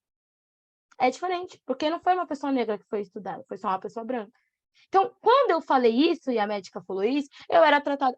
Falar diretamente as coisas, falar de forma muito direta, eu sou uma mulher negra, você não pode falar de forma direta. Você tem que falar baixo, você tem que ser mansa, você não pode ter a voz firme, você não pode ser literal. Você é uma mulher negra, você é agressiva, você é violenta. Todos esses adjetivos se davam por conta que a minha raça estava ali, em primeiro plano. Não se pensava que essa menina aqui, na escola, que tem altas habilidades, porque eu sou superdotada com altas habilidades também, essa menina aqui na escola, ela está interessada no tema, ela não está confrontando o professor. E eu lembro que diversas vezes o professor tentava me punir através de exercícios de matemática, que eu fazia lindamente com o olho fechado, querendo mais. E aí virava um desafio que não fazia sentido, porque para mim, por não entender a malícia, eu olhava e falava assim, cara, que legal, estou fazendo bastante coisa. E o professor querendo me punir para me ridicularizar, porque ele achava que eu estava confrontando. E eu passei assim anos, até um dia que um professor de geografia olhou para mim e me chamou de nojenta na sala de aula. Aquele dia, depois dessa expressão, eu entendi o que estava acontecendo ali. Porque eu também sou de uma família muito muito abençoada, né? Meu pai, por ser um homem preto retinto, ele desde sempre, né? Eu fui morar numa cidade de colônia de italianos. Então meu pai, a gente era um evento, né? Pessoa preta era um evento em Jundiaí. Não sei se vocês conhecem, mas Jundiaí aqui próximo de São Paulo, preto é um evento. E aí, o meu pai não queria que eu passasse pelo racismo, para me proteger do racismo, deu nome a tudo que eu passava. Então, isso que aconteceu na sua escola não é culpa sua, isso é racismo. Então, desde sempre, as conversas sobre racismo, antirracismo, na minha casa, era feita na cozinha, na sala. Então, ainda bem, e o que me salvou foi essa consciência do meu pai de, numa proteção, ter me tirado a inocência de criança, porque me tirou mesmo. Né? Quando a gente lida primeiro com a violência, a gente deixa de ser um pouco criança. E aí ele teve que fazer isso, porque se ele não fizesse, eu ia começar a me sentir culpada mais ainda do que quando eu fiquei adolescente eu me senti. Então, olha como os desdobramentos, como esse modelo que a Elo falou, e o racismo, o modelo médico, né, com aquela ideia de que pessoas com deficiência estão doentes, falta saúde, falta isso, falta aquilo, juntamente com o racismo, quase acabou com a minha vida. De forma subjetiva, foi lentamente, quase acabou com a minha vida. Só que eu tive a consciência de ter pai e mãe que eram muito racializados e que eram muito engajados na luta antirracista, que me salvaram durante o processo e me salvam até hoje. Né? Minha mãe, meu pai já não está mais entre nós, mas minha mãe me salva até hoje. Mas e quem não tem? Porque a gente está falando de um país que a maior parte das pessoas negras e a maior parte das pessoas com deficiência não tem acesso a essa informação. E quem não tem? Fechou, Lu. Fechou seu microfone, acho que sem querer. Foi. E só concluindo, eu já quantos ficaram no caminho e quantos estão sendo marginalizados. Então, olha a potência que é a gente entender a importância do capacitismo e do racismo para todo mundo. É muito importante a gente entender isso. E é isso aí, né, Lu? Você falando isso, eu penso, você teve um pai e uma mãe que deram esse marcador do racismo, eu tive uma mãe que me deu um marcador, por ser fonoaudióloga, da deficiência, e ainda assim a gente fica, a gente tem que ser várias questões, são muitos os marcadores, são muitas as camadas. Tem quem tenha mãe forno, tem quem tenha pai que marca racismo, tem quem não tenha. Então, é muito, assim, a diversidade ela é enorme, gente, e ela é bonita, né? Ela é muito bonita. Aí é como a gente acolhe isso tudo, né? Essa que é a grande questão. Oi, Lailinha. Pode falar, meu amor, levantou a mão. Primeiro agradecer, acho que, aulas. incrível, vocês são maravilhosas. Estava até aqui mandando mensagem para a Jana, falei, meu Deus do céu, que mulheres! Incrível, de verdade. Então, primeiro agradecer. Eu acho que de todas as reflexões que eu estou tendo aqui, eu acho que uma que eu queria mais trazer mesmo no espaço de que tem bastante pessoas da ação educativa aqui, uma reflexão mais micro, né, de todas as que a gente está tendo aqui, como a gente consegue levar esse debate para a ação educativa de uma forma de incluir de fato funcionários, prestadores, enfim, pessoas que estejam no espaço da ação educativa. E aí, como a gente consegue levar esse debate, ou seja, mesmo para a coordenação ou para as pessoas que estão frequentando a ação educativa, como a gente consegue levar isso para que, de fato, a gente consiga criar uma estratégia prática mesmo do que a gente consegue fazer. E não só levar o debate de incluir, mas também da gente buscar conhecimento, porque a gente pode até incluir, mas a gente também tem que incluir com boas condições, né? Na lógica de que a gente também não adianta contratar as pessoas e não ter o mínimo de conhecimento para, enfim, ter respeito, ter uma condição de trabalho adequada, senão a gente só vai estar fazendo mais essa manutenção de que, olha que legal, a gente está contratando, olha que legal as cotas, e no final a gente sabe como que está sendo, né, no dia a dia e que pode estar sendo muito mais cruel. E aí, enfim, eu acho que essa é a reflexão que eu estou tendo e que vai ficar para a lição de casa mesmo, de muitas coisas que a gente precisa buscar de conhecimento, buscar de estratégias que a gente precisa fazer no dia a dia mesmo. Mas só isso, agradecer de verdade. Obrigada. Laila, vou responder aqui, porque na hora que você falou, eu já veio a resposta. A gente sabe que a ação educativa, ela tem como centro, né? Como centro, o pilar dela é o antirracismo, né? Eu me sinto em casa aí, né? E é muito importante isso. Como que esse pilar se construiu? Formação em cima de formação. A gente tem dentro da ação educativa, porque eu conheço o trabalho da ação, formação e mais formações, formação anti-abolicionista penal que eu fui aí, que a Suzane Jardim já deu, formação da leitura de mulheres negras, formação em cima de formação, e destrinchando os temas do racismo. Não era só ser antirracista. A gente fala sobre uma perspectiva antirracista, a gente fala de uma perspectiva interseccional, a gente fala de uma perspectiva até abolicionista, a gente vai destrinchando o agora afrofuturismo, né? Tudo isso vai acontecendo dentro da ação. Isso precisa acontecer com deficiência também, porque não basta eu falar para você, olha, um padrão de 5 formações, a gente consegue te falar sobre as deficiências. Não, vocês precisam começar com letramento. Então, o que é capacitismo? O que é CDPD? Né? Que convenção é essa que a Luciana está falando? Por que as pessoas com deficiência não podem... Isso é uma reflexão importante. Se a gente está falando de acessibilidade, que cada pessoa com deficiência precisa de cuidador, vamos pagar a mãe, então. Vamos dar um salário para as mães das crianças com deficiência. Que aí a gente resolve? Não sei. Então, todos esses debates, olha os debates que vão... Por que a gente não pensa em treinamento policial para lidar com pessoas com deficiência, já que a gente viu o alto índice de morte de pessoas com deficiência através da violência policial? Isso é uma formação. Por que a gente não pensa?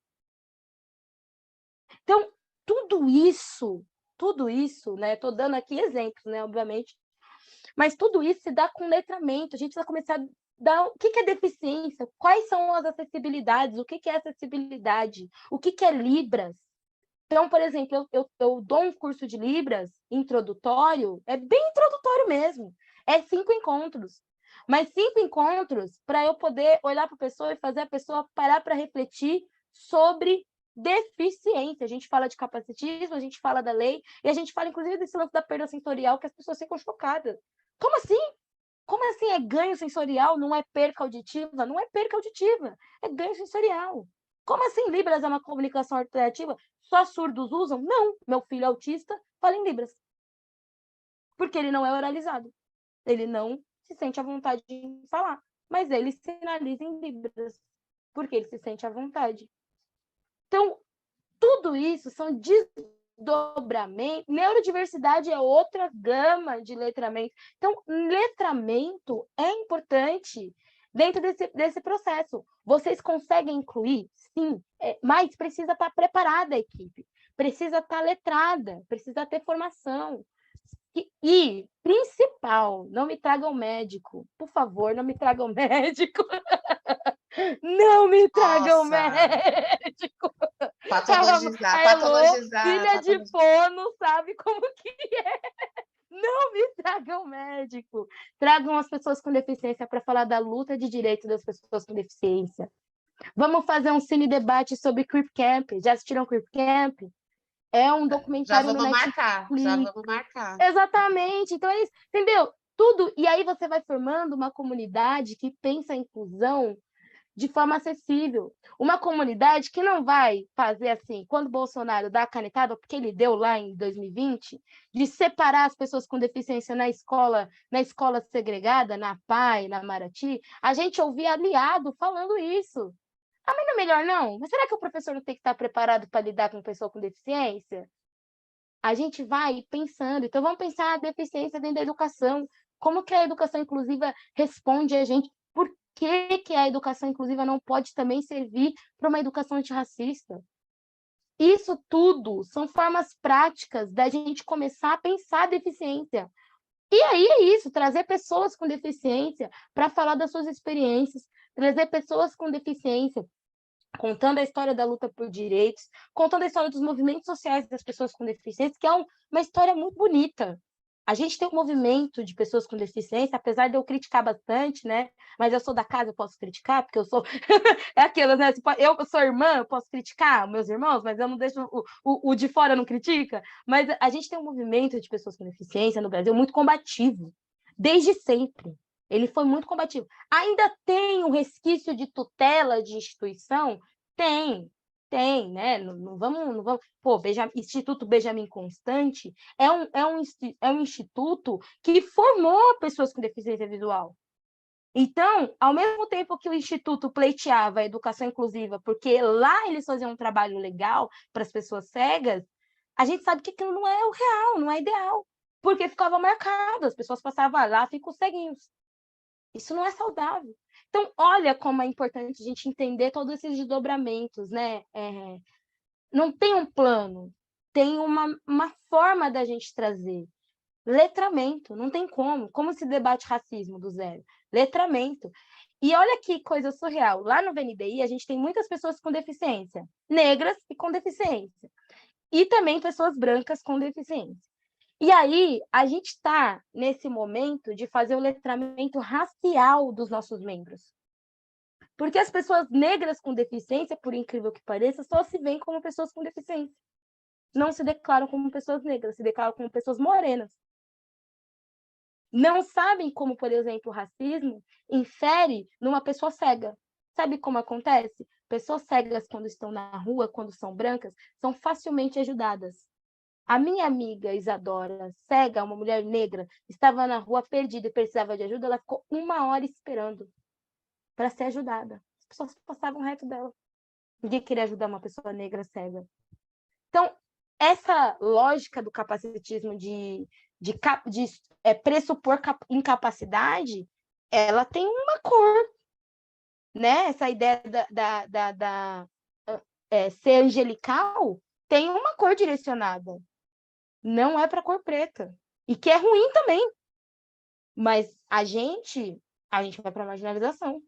Então, é isso, assim, a resposta para você é essa, letramento. Vamos começar a botar coisa com deficiência aí para falar da ação educativa. Vamos trazer a galera das equipes. Tem pessoa com deficiência? Cria ali um ambiente para as pessoas com deficiência, né? Então, tudo isso faz parte do processo da gente tornar um ambiente mais acessível e inclusivo. Só acrescentar que eu acho que é isso, eu também concordo com a Luciana, que é letramento, formação. E eu ousaria dizer que, assim, protocolo é uma coisa importante, gente, mas o protocolo, ele só pode vir depois que a gente estiver bem letrado, sabe? Porque a chance de dar ruim, da gente fazer uma coisa, sabe, quadrada, que não vai ter essa política do afeto, que ele vai contemplar as diversidades, ele é bem grande se a gente não estiver bem letrado. Ai, que delícia, gente. Estou amando essas reflexões, porque vai constar tudo no relatório final do Mude com Elas, o que ainda temos que enfrentar, porque a desigualdade é tão profunda que é só o começo. Eu estou muito feliz dessa oportunidade de a gente falar e se escutar. Vou passar a palavra para a Jéssica Tenório também, por favor. Oi, gente. Bom, oi. É um prazer estar aqui ouvindo vocês duas, a Luciana e a Heloísa. A Luciana é a segunda vez que eu tenho a oportunidade de ouvir ela. A primeira foi numa oficina que teve aqui de atualização dos INDICs. E aí, quando eu vi a presença dela aqui também, eu falei, vou aproveitar. E aí é legal também que trabalhando com a Elo, minha vizinha de mesa, eu conheci um pouquinho mais sobre ela, então são oportunidades muito únicas de estar aqui ouvindo vocês duas, um prazer. Por mais que a pauta seja o mercado de trabalho, eu acho que é isso, várias coisas me atravessaram, assim, enquanto eu ouvi vocês, minha cabeça fica um turbilhão, assim, porque muita coisa acontece, né? E umas coisas que a Jana começou falando sobre a questão da família, né, e eu estudo pedagogia, e aí eu já tive a matéria de educação especial, e aí é interessante a gente pensar em uma coisa, assim, que a gente discutiu muito, assim, sobre como é o olhar para as famílias com as crianças com deficiência, né, com as pessoas com deficiência. E um dos filmes que a gente assistiu durante o curso foi do Luto à Luta, que é sobre crianças com síndrome de Down. E aí é muito interessante esse processo, porque a gente vê pais que ficam assim, meu Deus, a culpa é minha, o que eu faço agora? E aí eu acho que ele engloba várias áreas assim, de discussão e que a gente percebe a nossa ignorância assim, para as coisas, né? Então, da mesma forma que a gente questiona a questão de uma prática antirracista, a partir do momento que o quanto você escuta pessoas negras, o quanto o seu meio é inserido com pessoas negras, como que a gente se questiona se o nosso meio também está inserido de outras pessoas, né, para além do que a gente está acostumado. Então, acho que são pautas que se conversam muito, e eu acho que a Luciana ela traz isso com muita lucidez, quando ela fala da questão racial e da questão da deficiência.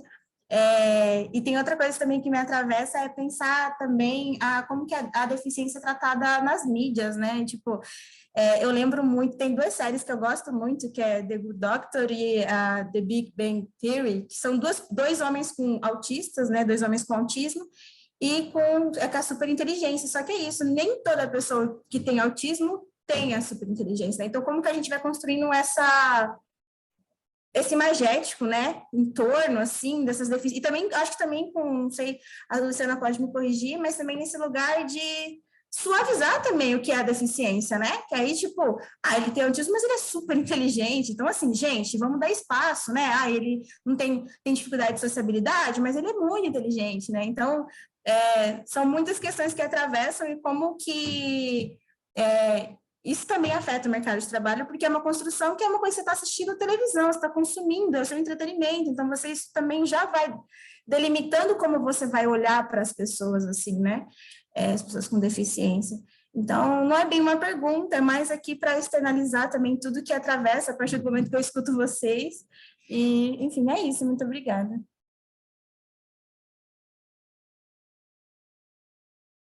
Obrigada, Jéssica, pelo comentário. Lu, agora é hora. Acho que a gente podia, acho que a Luciana podia mesmo participar da reestruturação dos INDICs, ainda mais do educação infantil, gente. Que a gente está inserindo algumas coisas, eu já estou aqui metendo bedelho, nem sou eu que estou coordenando esse processo, mas acho que tem que ser, gente, porque assim, eu acho que você vai trazer muitas coisas interessantes. E eu fiquei até pensando mais, sabe, gente, se a gente não tinha que abrir e fazer INDICs específicos sobre deficiência, que acho que é o que a gente ainda não tem, né, na área, a gente tem relações raciais, ensino médio, educação infantil, mas a gente não tem o INDIC só para a questão da deficiência, né? Fica a dica para a gente ficar pensando aí nisso, amadurecendo, porque eu acho que pode ser um processo bem legal. A educação inclusiva é um negócio que está assim, está precisando muito, assim, de muito trabalho, né? Depois de tudo que veio aí, quando entrou a LBI e a educação, as crianças passaram a participar efetivamente das escolas, né? As crianças com deficiência passaram a efetivamente participar das escolas, deu aí um rebuliço, né? E a gente ainda precisa de muita coisa para amadurecer. Agora a gente está tendo um processo de retrocesso por conta do governo Bolsonaro, mas se tudo der certo, domingão agora, a gente vai lutar muito, e aí a gente consegue a gente consegue começar a pensar para frente, né? E aí, quem sabe, a gente pensa nos indiques sobre inclusão. Acho que pode dar um samba gostoso, hein, gente? Eu super topo, e eu já tô só dando um spoiler aqui, eu já tô no indique, né, das relações étnico-raciais. A gente fez igual a gente fez com o SETA, o projeto SETA, a gente reestruturou o projeto SETA, e aí eu posso mandar para vocês também, pensando a educação antirracista e anticapacitista. Ficou lindo, assim, desculpa, fiquei muito orgulhosa do que a gente fez, um trabalho muito bonito. E eu acho que é isso, assim, eu super topo, sou parceira, né, de vocês, assim, o que vocês precisarem mesmo, estamos por aqui, eu vou mandar para vocês, o texto deve sair, a gente fez um entendimento ali de um conceito de acessibilidade, pensando acessibilidade também para as pessoas negras, da possibilidade de acesso, quanto esse conceito de acessibilidade ele é amplo, né? Não é só sobre acessibilidade comunicacional, arquitetônica e tudo mais. E tem muitas coisas assim que eu acho que a gente pode pensar, sabe? A Jéssica contou, eu lembro dela na formação, ela contando a experiência do aluno dela. E última coisa, assim, eu sei que estou falando demais, mas uma última coisinha que eu queria deixar é uma experiência que eu vivi na sala de aula. Eu vivi na sala de aula isso. Eu era professora, né? Sou professora de educação inclusiva, e eu ficava com 2 alunos com deficiência, com paralisia cerebral, grau 4. São só 5, eles estavam quase para o último grau para o estado vegetativo. E aí, eu lembro que eu cheguei na escola, a mãe deles muito apreensiva, eram gêmeos, estavam na mesma sala. E aqueles alunos, o Murilo, inclusive, Murilo lulista demais, eles me ensinaram. Num dia, a gente estava trabalhando com educação inclusiva, eu era professora de apoio, eu não dava aula, e a professora de ciências falou que estava ensinando sobre a Pangeia. Não sei se vocês lembram, né? O mundo era unido e aí o mundo separa. E aí essa professora olhou para mim e falou assim, eles não eram alfabetizados, tá, gente? Eles entendiam muito de forma oralizada, falavam, mas não eram alfabetizados. E aí essa professora fala para mim assim, não, vamos falar sobre a Pangeia, e ela traz uma imagem do mundo grudado e outra imagem do mundo separado, né? Dali das terras separadas. E aí o Murilo, a mãe dele já tinha comunicado para mim que ele não entendia de forma abstrata, que às vezes ele precisava do concreto. Ele olha para a imagem na lousa e fala assim, eu não acredito que isso aconteceu, não faz sentido para mim, porque são 2 fotos diferentes, essas fotos podem ter sido desenhadas, então não faz sentido.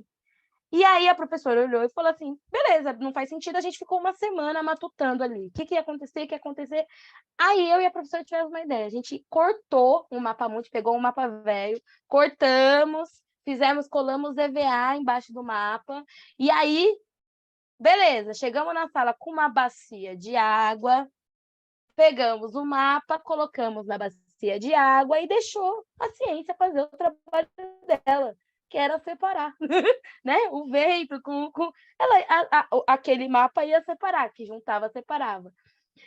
Nessa hora, foi muito engraçado, porque quando a gente chegou, a sala inteira já mobilizou, todo mundo, não só os alunos com deficiência. Um dos piores alunos, né, eleito como os piores alunos da sala de aula, que não ficava na sala e que tinha ficado na última aula, levantou e falou assim, agora faz sentido, agora eu entendi. E o meu aluno, obviamente, entendeu. Então, o que eu aprendi com isso, gente? Acessibilidade. A gente acessibilizou esse conhecimento. Acessibilidade, inclusão, não é só para as pessoas com deficiência. Esse meu aluno, esse outro aluno, ele entendeu a partir de uma experiência concreta. Ali ele entendeu o que era ciência. Ele estava no 7º ano. Ali ele entendeu o que era ciência, a partir de um questionamento, e de um questionamento legítimo de um aluno com deficiência. Então, não tem como, eu não consigo mais defender qualquer tipo de outro tipo de educação e de inclusão. Desse dia em diante, a minha vida ali foi picada pelo bichinho do anticapacitismo. Eu já não tinha sido antes, né, com meu filho, mas ali eu entendi a importância de se incluir. E como o afeto é importante? Porque o meu aluno, ele questionou para mim de forma muito baixa, muito assim, envergonhado, porque ele achou que ele estava tendo uma pergunta boba. E eu falei, não é boba, levanta a mão e fala com a professora. Nisso, a gente olha tudo o que aconteceu diante de uma situação. Então, não tem como. Pensar acessibilidade, pensar educação inclusiva, pensar em incluir pessoas no mercado de trabalho, precisa passar por um letramento e, a partir do letramento, afeto. Senão, a gente não consegue chegar a lugar nenhum. Senão, a gente não sai do caminho. Então, só troquei essa experiência com vocês, porque eu acho que era válido aqui, a gente falou um pouco de educação, né? Então, é válido a gente entender como que a gente traz isso, como que a gente vai trazer a bacia com água e mostrar a Pangeia de forma prática dentro das empresas, né? O que a gente vai fazer que as outras pessoas falem? Eu acho importante que as pessoas com deficiência estejam aqui. Não dá mais para as pessoas com deficiência não estar nesse lugar, né? A gente vai ter que fazer esse trabalho de formiguinha, mas é um trabalho coletivo. Sim, mas é importantíssimo isso que você trouxe, porque a materialidade ela é muito importante para muitas pessoas, né? Então, é isso. A educação é sensibilidade, eu acredito e defendo muito isso, né? É sensibilidade, é empatia, né? Tudo isso junto, e o afeto, que é a base de tudo, para a gente querer realmente acolher e solucionar aquele momento ali que a pessoa traz para você o incômodo, né? Da não compreensão, de alguma coisa que às vezes, nessa velocidade que a gente está das coisas, a gente precisa dar conta, dar conta, dar conta, dar conta, dar conta, dar conta. Não é à toa que as pessoas estão adoecendo no trabalho também, não é? Então, tem a ver muito com isso. Nós não somos máquinas. Então, tem um momento da leitura, da compreensão daquilo que leu, da troca com outras pessoas, que essa sala de aula proporciona a troca, os olhares sobre aquilo, por isso que é tão importante o trabalho comunitário junto, né? Cada um tem uma facilidade, tem uma, né, que é boa ali na escuta do que está sendo, outra é ótima para escrever, para sintetizar, para decifrar, então é isso. E isso parte da coisa, de novo, que eu falo ancestral de estar junto, né? Então a gente está aqui, eu estou muito feliz desse aquilombamento aqui do Mude com Elas, que eu estou colocando esse lugar mesmo, da gente poder colocar as diferenças todas para conversar, né? Então, Janaína, a palavra é sua, pode falar. Nossa, gente, eu tô falando aqui, cara, que a minha cabeça tá explodindo. Nossa, foi muito bom, foi muito bom. E é sério, pelo amor de Deus, gente, vamos fazer acontecer essas formações, chamar vocês para vocês conversar, porque eu acho que esse é o caminho que a gente precisa seguir. Essa forma educativa e não academicista. Porque é isso, às vezes a gente se pega tanto em, isso aqui, academicista, sabe, enfim, falas academicistas, que às vezes as pessoas não conseguem compreender, às vezes a gente não consegue chegar no consenso, enfim, não consegue seguir uma linha de raciocínio, porque é isso. E a maneira como vocês estão falando, a maneira como vocês estão sintetizando tudo isso daqui, é uma maneira tão educativa, tão, assim, foda, desculpa a palavra, que eu acho que é isso que a gente precisa. Então, pelo amor de Deus, vamos fazer isso acontecer. Precisa acontecer. Já estamos, já estamos, já Não. estamos, já estamos. E é isso. Tudo. Não, só queria falar isso mesmo. Vocês são maravilhosos, assim, a maneira como vocês explicaram, assim, incrível. E é isso. Nossa, amei estar aqui. Aprendi demais com vocês. Demais, demais, demais. Obrigada, gente. Gratidão. A gente, 5h48, a gente também deu aquela leseira nas costas, deu um negocinho. Tá delícia, tá gostoso. Então, alguém mais quer comentar? Esse é um grande momento também de fazer as considerações finais também de quem está aqui, porque eu acho que a partilha é importante de quem está presente. Eu sei o quanto né, a gente está cansada de tela, então agradeço imensamente quem está até agora aqui com a gente também, trocando.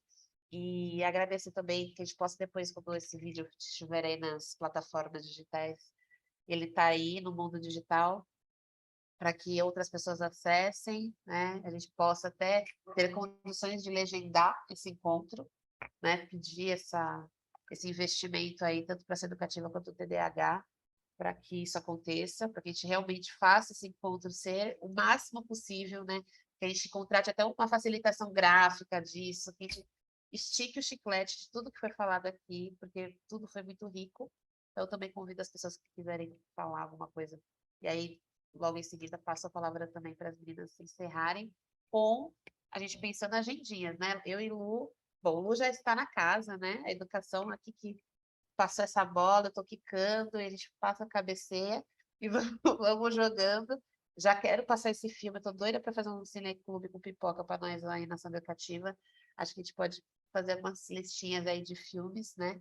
Pra gente. Esses dois aqui são meus favoritos, assim, de Legal. verdade mesmo. Se você quiser, por favor, me chame que eu vou tranquilamente. A gente pode marcar de assistir Nação e também deixar para as pessoas assistirem nas suas casas, depois a gente marca uma conversa aberta sobre ele. Exatamente, ele Vou é tentar ótimo. também, lá, várias promessas aqui, igual político. Vou tentar também transformar isso no podcast, porque eu acho que realmente vale a pena isso, todos os encontros de reflexão foram muito bonitos, né?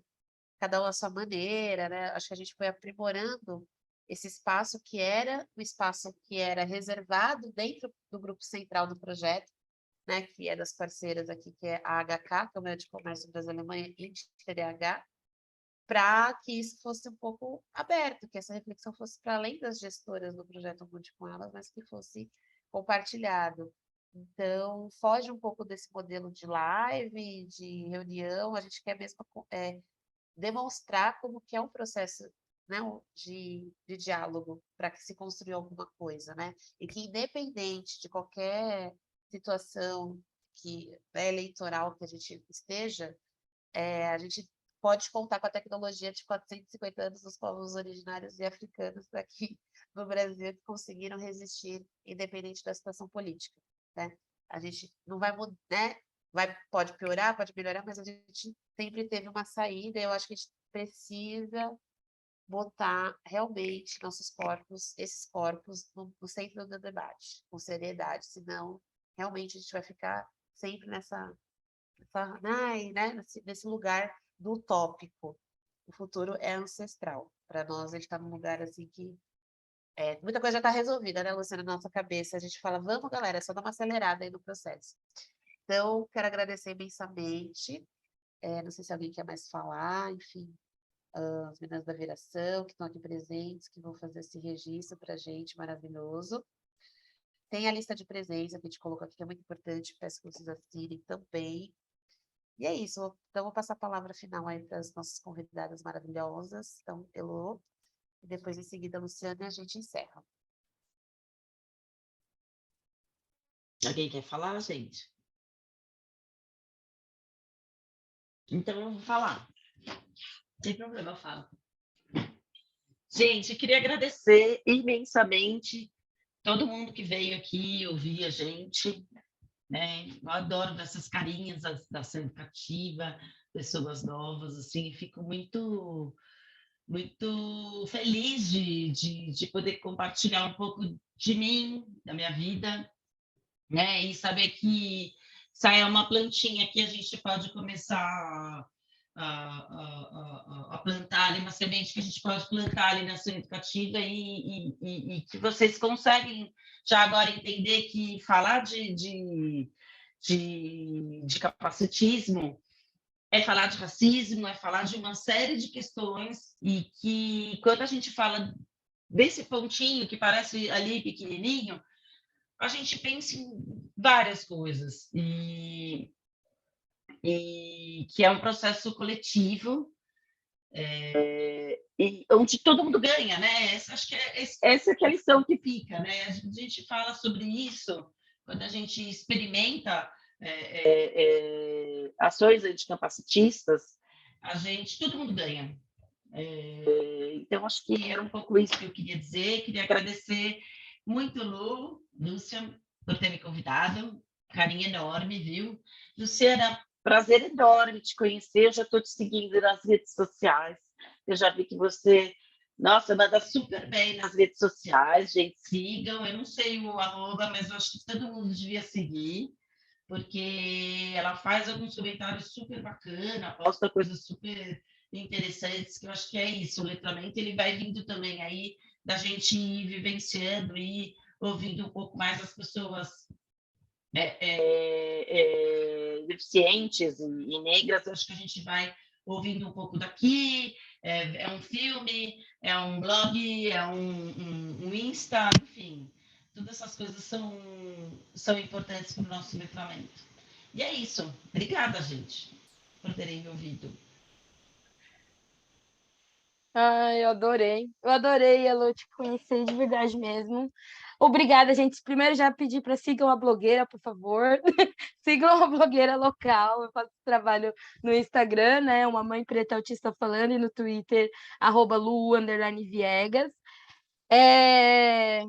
E eu queria muito agradecer a Lu, que a gente teve. Foi um match, né, Lu? De início, assim, a gente ficou horas conversando. Demorou para a gente conseguir agendar, mas quando a gente agendou, ficou horas conversando. Parabéns, Elô. Muito legal você te conhecer de verdade mesmo. Tô muito feliz. E queria agradecer e pensar aqui, trazer como última reflexão, que esse bichinho do anticapacitismo tenha picado vocês, que vocês não durmam a partir de hoje pensando, ou em todos os espaços que vocês forem, vocês pensem, né? Por que não tem pessoas com deficiência aqui, né? Então, que vocês sejam afetadas por essa luta, por essa causa, por esse questionamento, que ele é incômodo mesmo, ele fica aí, mas ele também é um incômodo que faz a gente se mover para fazer coisas, né? Se mover para incluir. Eu fico muito feliz quando vocês falam assim: ai, a minha cabeça tá cheia de ideias. Sim, vai vir mais, e vai vir mais, porque cada vez que a gente vai estudando sobre o debate da deficiência, junto com o debate de raça, eu falo muito isso, gente. Estudar só o debate de deficiência te coloca numa bolha. Quando você estuda o debate do racismo, outra bolha. Quando você estuda os dois, você fala assim, meu Deus, sabe? Você vai se aprofundando, se aprofundando, se aprofundando, e você começa a resgatar mesmo. Historicamente, é um resgate histórico que a gente faz, quanto população preta, quanto população com deficiência, e quanto população preta com deficiência. Então, isso é muito importante, potente. Eu espero que daqui saiam frutos, muitos frutos. Já vai sair alguns, que eu e a Lu já está conversando com alguns, mas que saiam mais, que a gente faça mais, que vocês divulguem, que vocês falem sobre deficiência, que não tenham... sigam pessoas com deficiência, tenham amigos com deficiência, né? Se relacionem com pessoas com deficiência, porque isso vai fazer com que a gente vocês se afetem. E tudo isso que a gente está falando aqui vai fazer não só sentido, mas vai fazer com que a gente se mobilize, e que a partir disso a gente construa um novo futuro. O futuro é ancestral, mas ele também é um futuro anticapacitista, antirracista, né? A Cláudia Werneck tem um livro que eu gosto muito. A Cláudia Werneck é mãe da Tata Werneck.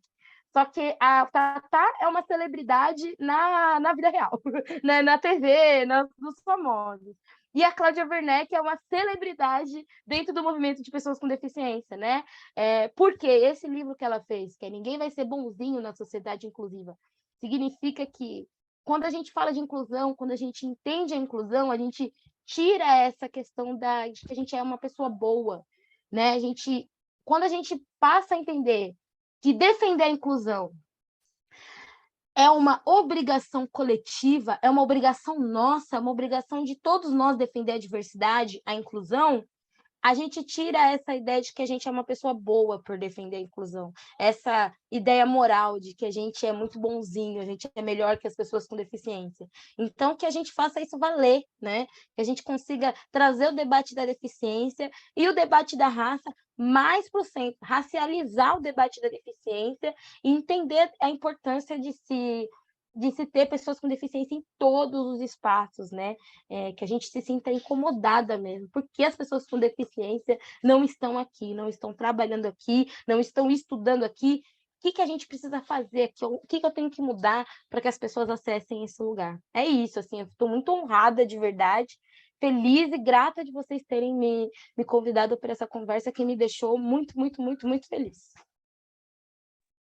Nós que agradecemos, não tenho nem palavras do presente que está sendo para a gente aqui, né, enquanto projeto Multicoelas Nação Educativa, que precisava, né, e precisa enfrentar tantos corpos, né, porque o corpo preto que carrega todas as outras, né, questões aí que são diversas do ser humano, então questão de gênero, sexualidade, né, acessibilidades, tudo isso nos atravessa de uma forma muito profunda e a gente tem que correr atrás para dar conta, né? Tem coisas que é isso, mas a gente não desiste mesmo, vai trazer pessoas, vai trazer para o centro da roda, vai distribuir equipe, enquanto instituição também, esse olhar, né? Porque são muitos os olhares que você tem, então alguém precisa estar ali segurando, por exemplo, essa questão, né, de pensar como a gente melhora, né, essa acessibilidade, inclusão real, né, institucional, e quando a gente fala em empresas, eu também acho que a gente precisa ter um compromisso com a questão do terceiro setor, né? A Ação Educativa faz e fez um trabalho muito bacana de enfrentar o racismo institucional dentro das organizações sociais, né? Então a gente precisa também falar sobre isso, onde estão esses corpos, né?